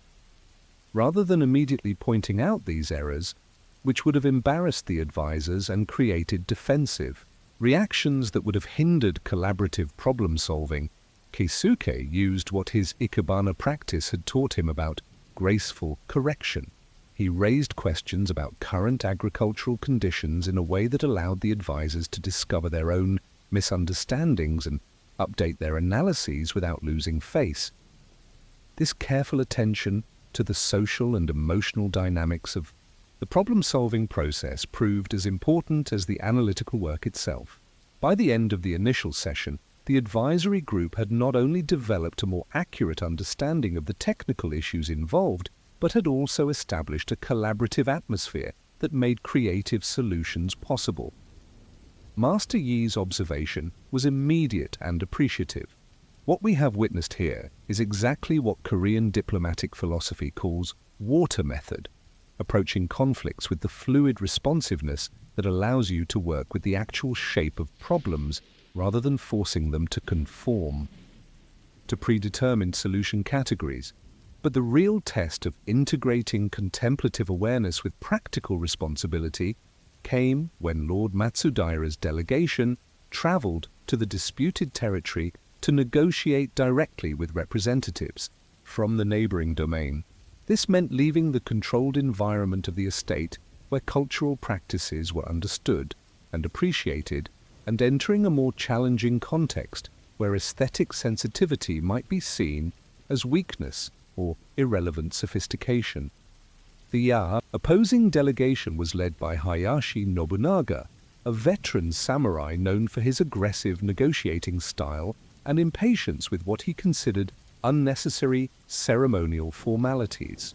He had built his reputation through direct, confrontational approaches that forced quick resolutions to complex problems, and he made it clear that he expected these negotiations to follow similar patterns. Keisuke's role was to support Lord Matsudaira's negotiating strategy while ensuring that the Korean observers could witness how Japanese cultural practices adapted to challenging circumstances. This required maintaining the contemplative awareness he had been developing while engaging with people who had no appreciation for such approaches and might interpret them as signs of weakness or indecision. The breakthrough came when Keisuke suggested that the formal negotiations be preceded by a shared meal that would allow representatives from both domains to experience each other as individuals before engaging with their conflicting positions. This wasn't a standard diplomatic protocol, but it drew on principles from tea ceremony practice, using shared attention to aesthetic details as a way of building understanding that transcended immediate practical disagreements. The meal was designed according to seasonal aesthetic principles that both domains could appreciate, foods that celebrated the late spring abundance both territories enjoyed, serving vessels that demonstrated craftsmanship traditions both groups valued, and a setting that highlighted the natural beauty both domains were ultimately working to protect and sustain. Hayashi's initial resistance to what he saw as unnecessary formality began to soften as he experienced the quality of attention that was brought to every detail of the meal's preparation and presentation. By the time formal negotiations began, a foundation of mutual respect had been established that made creative problem-solving possible rather than the zero-sum competition he had been expecting. The solution that emerged from their discussions surprised everyone involved. Rather than focusing on dividing existing water resources according to historical precedents or current legal claims, the group developed a collaborative approach to increasing the total water available to both domains through improved conservation practices and shared infrastructure investments. This solution would never have been discovered through traditional adversarial negotiation methods, which assumed that any gain for one side necessarily meant loss for the other. But the appreciative attention that was brought to understanding the actual needs and resources of both territories revealed possibilities for mutual benefit that had been invisible as long as the focus remained on defending existing positions. Master Yi's final assessment of the entire process provided validation that exceeded Keisuke's hopes for integrating contemplative practice with practical effectiveness. What we have witnessed here demonstrates that aesthetic awareness, properly applied, doesn't interfere with practical problem solving, but rather enhances it by expanding perception beyond the limitations of habitual thinking patterns. The leisure practices we observed aren't escapes from responsibility, but preparation for higher levels of responsible action. Yet even as the water rights dispute was resolved successfully and the Korean delegation prepared to depart with enhanced respect for Japanese cultural achievements, Keisuke remained aware of fundamental questions about the sustainability of such demanding approaches to integrating beauty with responsibility. The level of attention required to maintain contemplative awareness during complex negotiations was exhausting in ways that purely analytical or aggressive approaches never were. Could such methods be applied consistently across the full range of challenges that samurai service involved? Or were they limited to special circumstances where time and energy could be devoted to aesthetic considerations? More troubling was the question of how to work with people who had no appreciation for contemplative approaches and might interpret them as weakness, manipulation, or impractical idealism. The water rights negotiations had succeeded partly because Hayashi proved more flexible than his reputation suggested. But what would happen when such methods encountered genuinely hostile or closed-minded opponents? Most challenging of all was the recognition that the profound rest Keisuke had discovered through appreciative leisure required constant cultivation and renewal. Unlike the straightforward fatigue that could be relieved through simple physical rest, the kind of awareness he was developing demanded ongoing attention to maintaining balance between engagement and detachment, between caring deeply about outcomes and remaining open to possibilities beyond his control. How could he sustain such demanding inner work across years of samurai service, especially when dealing with people and situations that seemed to reward exactly the opposite qualities? Speed over depth, aggression over sensitivity, predetermined plans over responsive adaptation. And what was the relationship between the individual cultivation of contemplative awareness and the larger social changes that would be necessary for such approaches to become widely applicable rather than remaining the specialized practice of a few individuals with unusual interests and opportunities? You might imagine that for Samurai Nakamura Hideyoshi, winter mornings were simply a matter of enduring cold until spring returned with its promise of renewed activity. But in the third decade of Tokugawa peace, when the absence of warfare had forced the warrior class to discover forms of discipline that didn't depend on external enemies, Hideyoshi had learned that winter offered opportunities for inner cultivation that no other season could provide. The pre-dawn darkness of the 12th month was so complete that even familiar rooms became landscapes of shadow and suggestion, requiring a quality of attention that daylight never demanded. As Hideyoshi knelt in his private chamber, surrounded by silence so profound it seemed to have weight and texture, he began what he had learned to call seasonal sitting, a practice that synchronized his consciousness with the great rhythms that governed all life in the natural world. The rituals were a means to purify the mind and body, to connect with the divine, and to express gratitude and respect for the forces that governed existence. But Hideyoshi's winter practice went beyond traditional purification ceremonies to explore what happened when a warrior's disciplined awareness was brought into conscious alignment with the seasonal patterns that shaped everything, from plant growth to human energy cycles. This wasn't meditation in the sense of trying to achieve a particular state of consciousness, nor was it simply enduring cold as a test of physical toughness.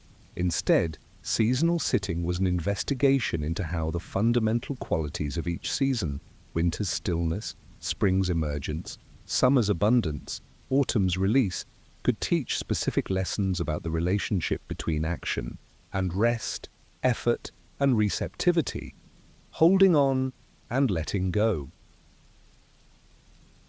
Winter's essential teaching was what Hideyoshi called the discipline of dormancy. Just as trees withdrew their energy from leaves and branches to concentrate on root development during the cold months, human consciousness could learn to pull back from external activities and focus on forms of inner strengthening that were impossible during more active periods. But this withdrawal required as much skill and intentionality as any martial art Hideyoshi had ever studied. The physical demands of winter sitting were designed to work with, rather than against, the season's natural effects on the human body. Rather than fighting the cold through intense physical activity or artificial warming, Hideyoshi learned to use winter's natural cooling as a tool for developing a different kind of internal heat, not the aggressive fire that came from muscular exertion, but the steady warmth that emerged from deep relaxation combined with alert awareness. His sitting position was precisely calibrated to maintain this balance between relaxation and alertness. Unlike the rigid postures that martial training often required, winter sitting demanded what his teacher called structural ease, an alignment that could be maintained for hours without creating tension, yet which kept the body alert enough to remain responsive to subtle changes in energy and attention. The breathing techniques that accompanied winter sitting were equally sophisticated. Rather than the forceful breathing patterns used in combat training to build power and aggression, winter sitting employed what Hideyoshi learned to call seasonal breath, respiratory rhythms that matched the long, slow cycles of winter weather patterns. Each inhalation lasted for approximately the time it would take a snowflake to fall from the height of a tall pine tree to the ground below. Each exhalation extended even longer, like the gradual release of warmth from stones that had been heated by summer sun. But the mental aspects of winter sitting proved more challenging than any physical demands. The practice required maintaining a quality of attention that was simultaneously focused and spacious, concentrated and relaxed, what Hideyoshi's teacher described as winter mind. This wasn't the sharp, analytical awareness that samurai training typically developed, but rather a more receptive consciousness that could perceive subtle patterns and connections usually obscured by the busyness of more active periods. Winter mind involved learning to appreciate forms of activity that were invisible to ordinary observation. While the winter landscape appeared dormant to casual viewing, careful attention revealed constant movement and change, the gradual shift of shadows as the sun traced its low arc across the sky, the subtle sound variations as wind moved through bare branches of different tree species, the way snow reflected light differently depending on temperature and humidity conditions. Developing sensitivity to these subtle winter phenomena trained qualities of perception that proved valuable far beyond seasonal meditation practice. The ability to notice minute changes in light quality enhanced Hideyoshi's effectiveness in negotiations by making him more aware of shifts in people's moods and energy levels. The skill of detecting almost imperceptible sound variations improved. His capacity to assess the truthfulness of statements made during administrative meetings. Even the patience required to observe slow natural processes translated into enhanced strategic thinking abilities as he became more capable of perceiving long-term patterns that escaped the notice of colleagues focused on immediate concerns. The winter sitting practice followed a precise schedule that was determined by astronomical rather than social factors. Hideyoshi began each session exactly when the constellation of Orion reached its highest point in the pre-dawn sky, a timing that connected his personal practice to the great celestial cycles that governed seasonal change. This astronomical timing wasn't mere ceremony but practical recognition that human consciousness naturally synchronized with cosmic rhythms when artificial social schedules didn't interfere with such alignment. The duration of each sitting period was also determined by natural rather than arbitrary factors. Rather than sitting for predetermined lengths of time, Hideyoshi learned to sense when his consciousness had completed a full cycle of seasonal alignment, usually indicated by subtle shifts in body temperature, breathing rhythm, and quality of mental attention. This might take anywhere from 30 minutes to several hours, depending on weather conditions, his physical state, and the particular inner work that each morning's practice revealed as necessary.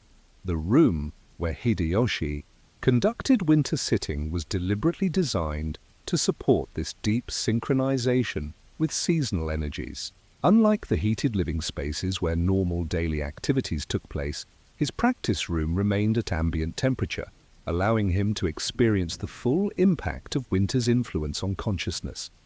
The single window faced north, providing views of the year's longest shadows and minimal direct sunlight. Even the furnishings were chosen for their contribution to winter consciousness: rough wooden surfaces that revealed the grain patterns created by seasons of growth and dormancy, stone elements that retained and slowly released the subtle warmth of minimal winter sun, textile cushions woven from materials that celebrated rather than resisted the season's spare aesthetics. But perhaps the most challenging aspect of winter sitting was what Hideyoshi called purposeless preparation. Unlike martial arts practice, which developed specific skills for particular combat situations, or administrative training, which prepared him for identifiable bureaucratic challenges, winter sitting cultivated qualities of consciousness whose value might not become apparent until months or years later. This long-term approach to inner development required a form of trust that contradicted much of what samurai culture typically emphasized.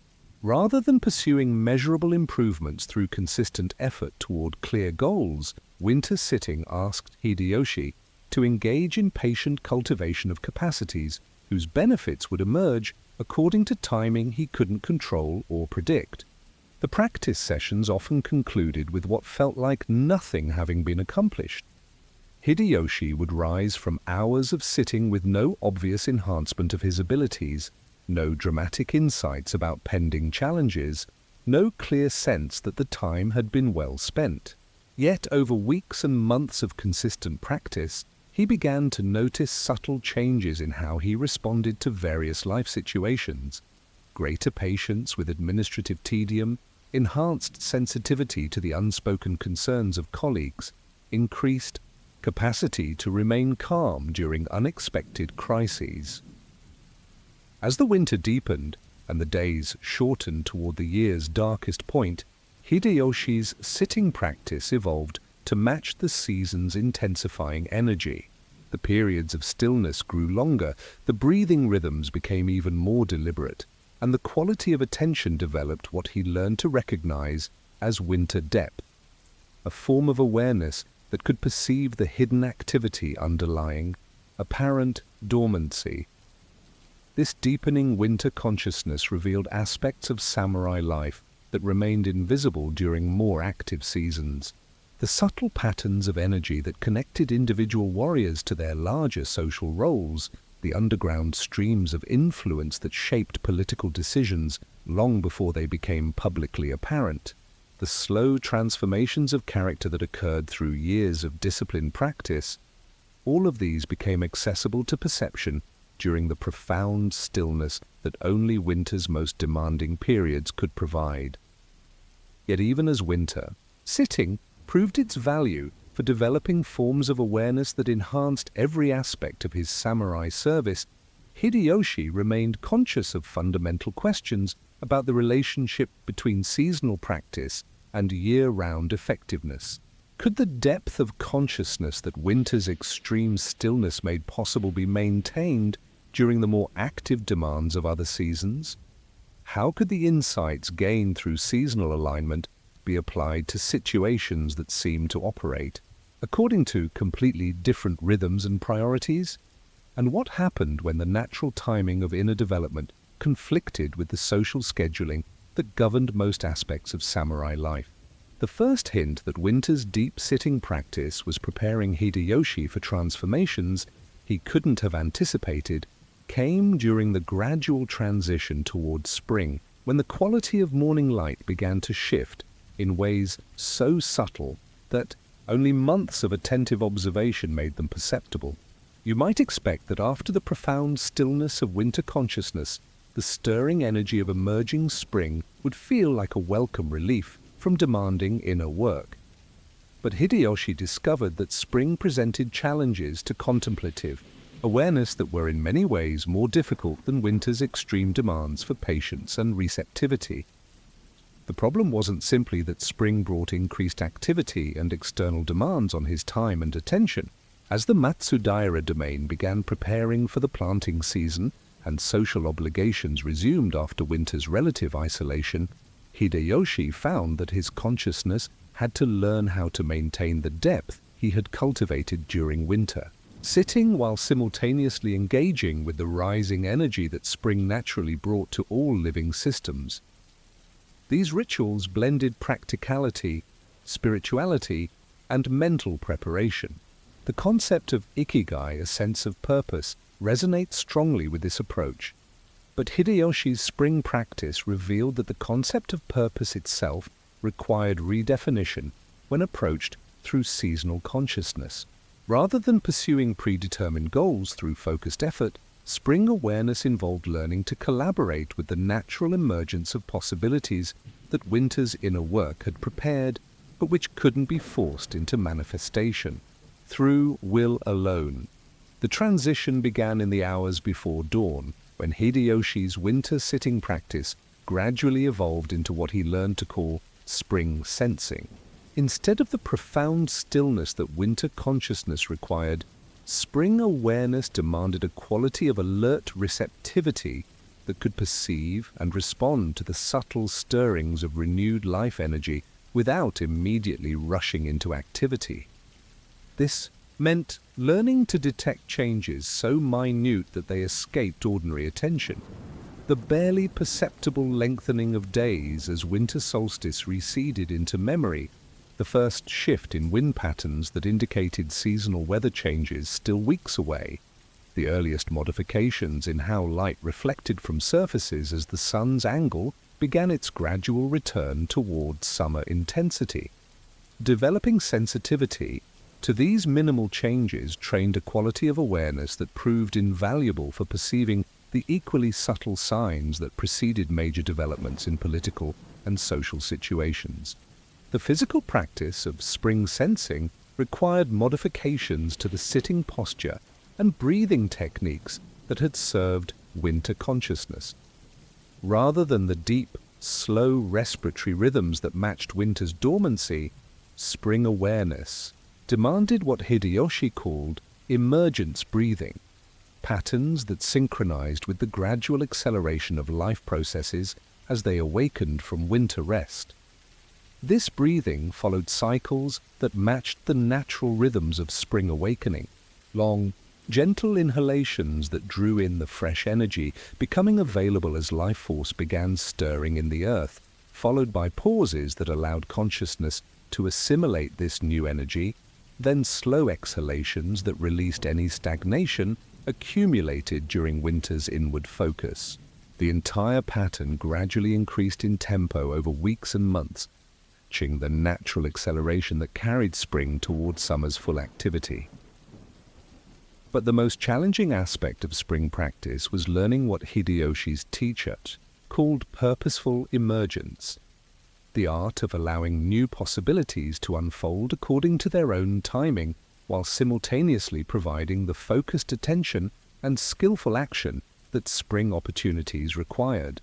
This demanded a quality of awareness that was simultaneously receptive and active, patient and responsive, trusting and engaged. The test of these capacities came when Lord Matsudaira assigned Hideyoshi to oversee the domain's most ambitious agricultural project in decades, converting several hundred acres of marginal land into productive rice fields that could provide food security for the growing population. The project required coordinating the work of dozens of farmers, craftsmen, and laborers while managing complex relationships with neighboring domains whose cooperation was essential for water rights and transportation access. Traditional samurai approaches to such projects emphasize detailed planning, clear command structures, and decisive action to overcome obstacles through superior organization and determination. But Hideyoshi's spring practice suggested a different approach, one that worked with the natural timing of agricultural cycles, the seasonal energy patterns that affected human motivation and capacity, and the gradual emergence of solutions that couldn't be forced through premature action. His first decision surprised everyone involved in the project. Instead of immediately beginning construction during the earliest weeks of spring, when conventional wisdom suggested that maximum time should be devoted to preparing fields for planting, Hideyoshi proposed a period of careful observation that would allow the project team to understand the land's actual characteristics before imposing predetermined development plans upon it. This meant spending weeks walking the intended fields at different times of day and in various weather conditions, observing how water moved across the landscape during spring rains, noting which areas received optimal sunlight at different seasons, and paying attention to soil variations that would affect drainage and fertility. Most importantly, it meant consulting with local farmers whose families had worked adjacent land for generations and who possessed practical knowledge about microclimatic conditions that no amount of theoretical planning could provide. The observation period revealed possibilities that would have been missed through immediate action based on initial surveys and conventional agricultural practices. Several areas that appeared unsuitable for rice cultivation actually had soil and water characteristics that would support more valuable crops with less environmental disruption. Other sections that seemed ideal for development would require extensive modification that would damage the local ecosystem without providing proportional benefits.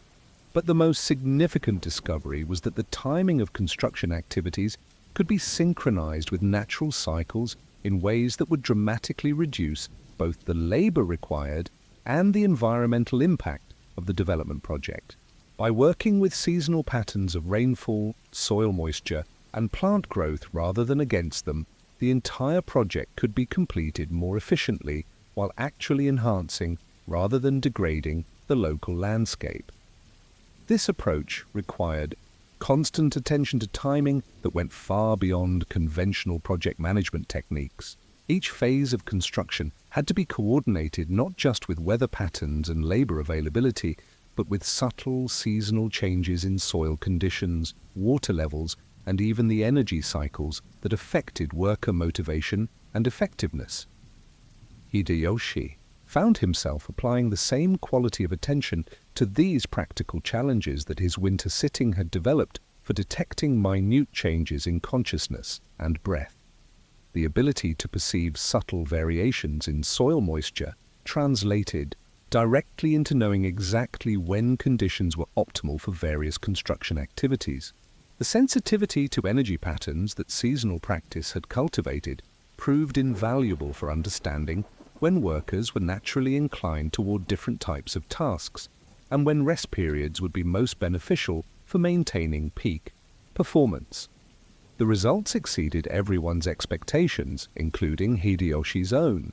The project was completed ahead of schedule and under budget, while actually improving the environmental health of the area rather than degrading it.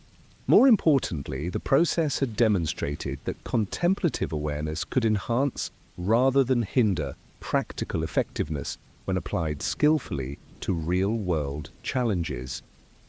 Lord Matsudaira's assessment captured what many observers had noticed. What we have witnessed here is not simply superior project management, but a new way of understanding the relationship between human activity and natural processes.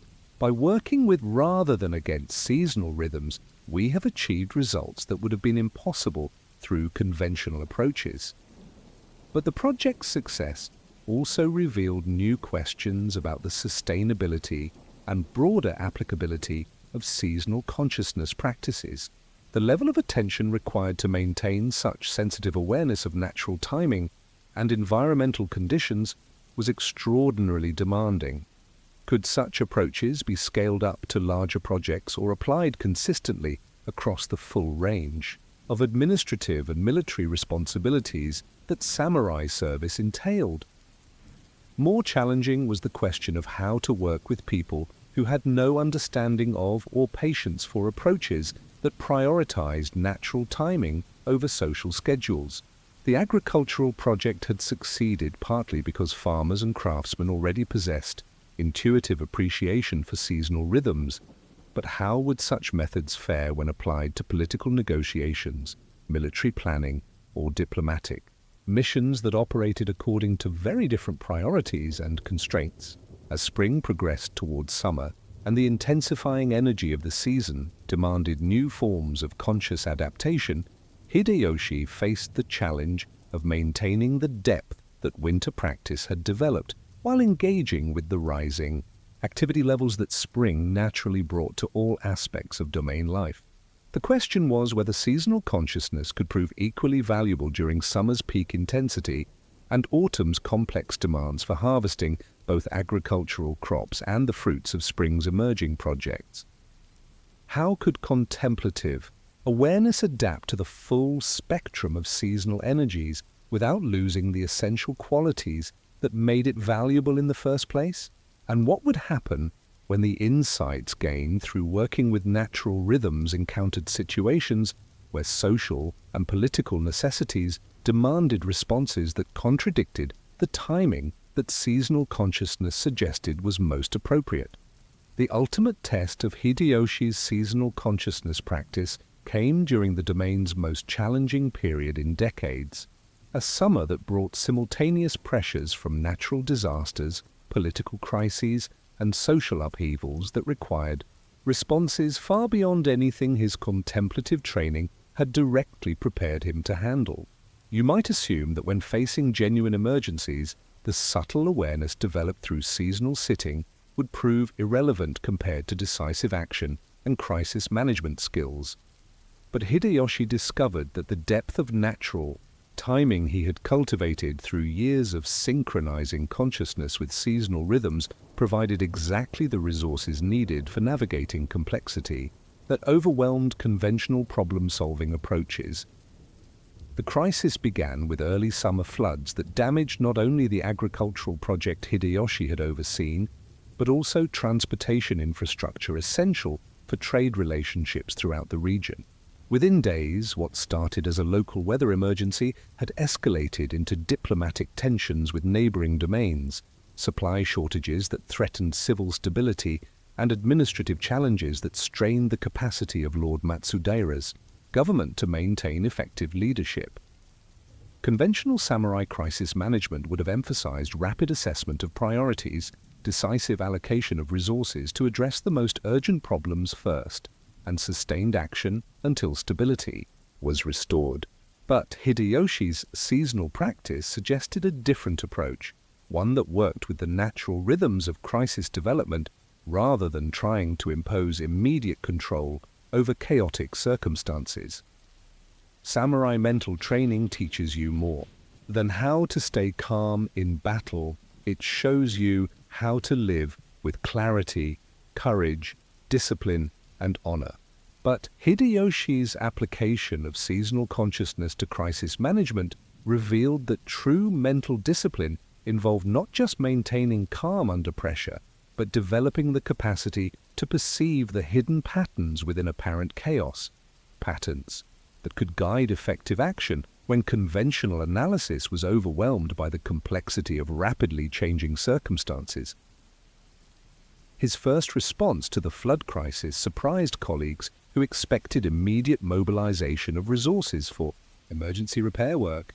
Instead of rushing into action based on initial damage assessments, Hideyoshi proposed what he called crisis observation, a brief period of careful attention to understanding the full scope and rhythm of the developing situation before committing to specific response strategies.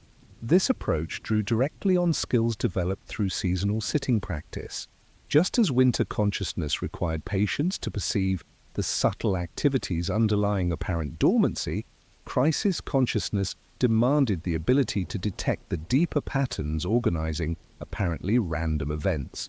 Rather than reacting to Each emergency as it emerged, crisis observation sought to understand the underlying dynamics that connected various problems and which might suggest systemic solutions rather than piecemeal responses. The observation period revealed connections that would have been missed through immediate action. The flood damage to transportation routes was creating supply bottlenecks that would soon affect domains throughout the region, potentially transforming local problems into widespread economic disruption. The diplomatic tensions with neighboring territories reflected deeper anxieties about resource security that had been building for months before the floods provided a trigger for open conflict. Even the administrative strain on Lord Matsudaira's government was partly due to communication systems that had become inadequate for coordinating responses to multifaceted challenges. Understanding these underlying patterns suggested response strategies that addressed root causes rather than just surface symptoms. Instead of focusing exclusively on repairing flood damage within the Matsudaira domain, Hideyoshi proposed coordinating with neighboring territories to develop regional infrastructure improvements that would benefit everyone involved while strengthening cooperative relationships that could prevent future conflicts. This systematic approach required applying the same quality of attention to human social dynamics that seasonal consciousness had developed for perceiving natural patterns. The political tensions between domains followed rhythms similar to those that governed natural phenomena, periods of building pressure followed by release events, cycles of cooperation and competition that reflected underlying resource and security needs, gradual shifts in alliance patterns that became obvious only when viewed from long-term perspectives. But the most challenging aspect of applying seasonal consciousness to crisis management was learning to maintain contemplative awareness while engaging in the intense, sustained activity that emergency responses required. Unlike the gradual natural timing that agricultural projects could follow, crisis management demanded immediate decisions and rapid action within timeframes that seemed incompatible with the patient observation that seasonal practice emphasized. The solution emerged through what Hideyoshi learned to call dynamic contemplation, the integration of contemplative awareness with sustained action that maintained sensitivity to natural timing even during periods of maximum activity. This wasn't simply a matter of staying calm under pressure, but rather of developing the capacity to perceive the appropriate rhythm and sequence for various response activities while fully engaging with their practical execution. Dynamic contemplation involved learning to detect what Hideyoshi privately thought of as action readiness, the recognition of exactly when circumstances were optimally aligned for particular types of intervention. Just as seasonal sitting had taught him to sense when natural systems were ready for transitions from one phase to another, crisis consciousness could perceive when social and political situations were prepared for changes that would have been impossible or counterproductive at earlier or later moments. The breakthrough came during negotiations with the neighboring domain, whose cooperation was essential for regional infrastructure development. The diplomatic meetings had reached an apparent stalemate, with both sides maintaining positions that seemed irreconcilably opposed. Conventional negotiating wisdom suggested either making concessions to break the deadlock or escalating pressure to force the opposition to compromise. But Hideyoshi's sensitivity to social timing suggested a different approach. Rather than trying to force immediate resolution, he proposed suspending formal negotiations for several days while technical teams from both domains worked together on preliminary flood repair projects. This collaborative practical work would allow relationship dynamics to shift naturally without the pressure of formal diplomatic positioning. The strategy succeeded beyond anyone's expectations. Working together on immediate flood relief created opportunities for informal communication between domain representatives who had been adversaries in formal negotiations. Shared experience of practical challenges revealed common interests that had been obscured by diplomatic protocol.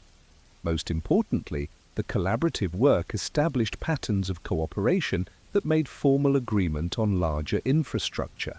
Projects feel like a natural extension of relationships that had already been established, rather than a diplomatic concession that either side was making to the other. Samurai often used visualization techniques to prepare for battle. They'd picture every move they needed to make and see themselves succeeding. But Hideyoshi's crisis management revealed that visualization could be applied to much more complex challenges than individual combat situations.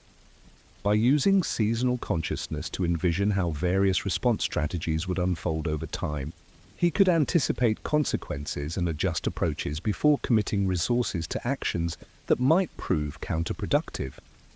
This anticipatory awareness proved particularly valuable as the crisis response shifted from emergency management toward long-term reconstruction planning. Each phase of recovery work had to be timed to support rather than interfere with subsequent phases, while remaining flexible enough to adapt to changing circumstances that couldn't be perfectly predicted.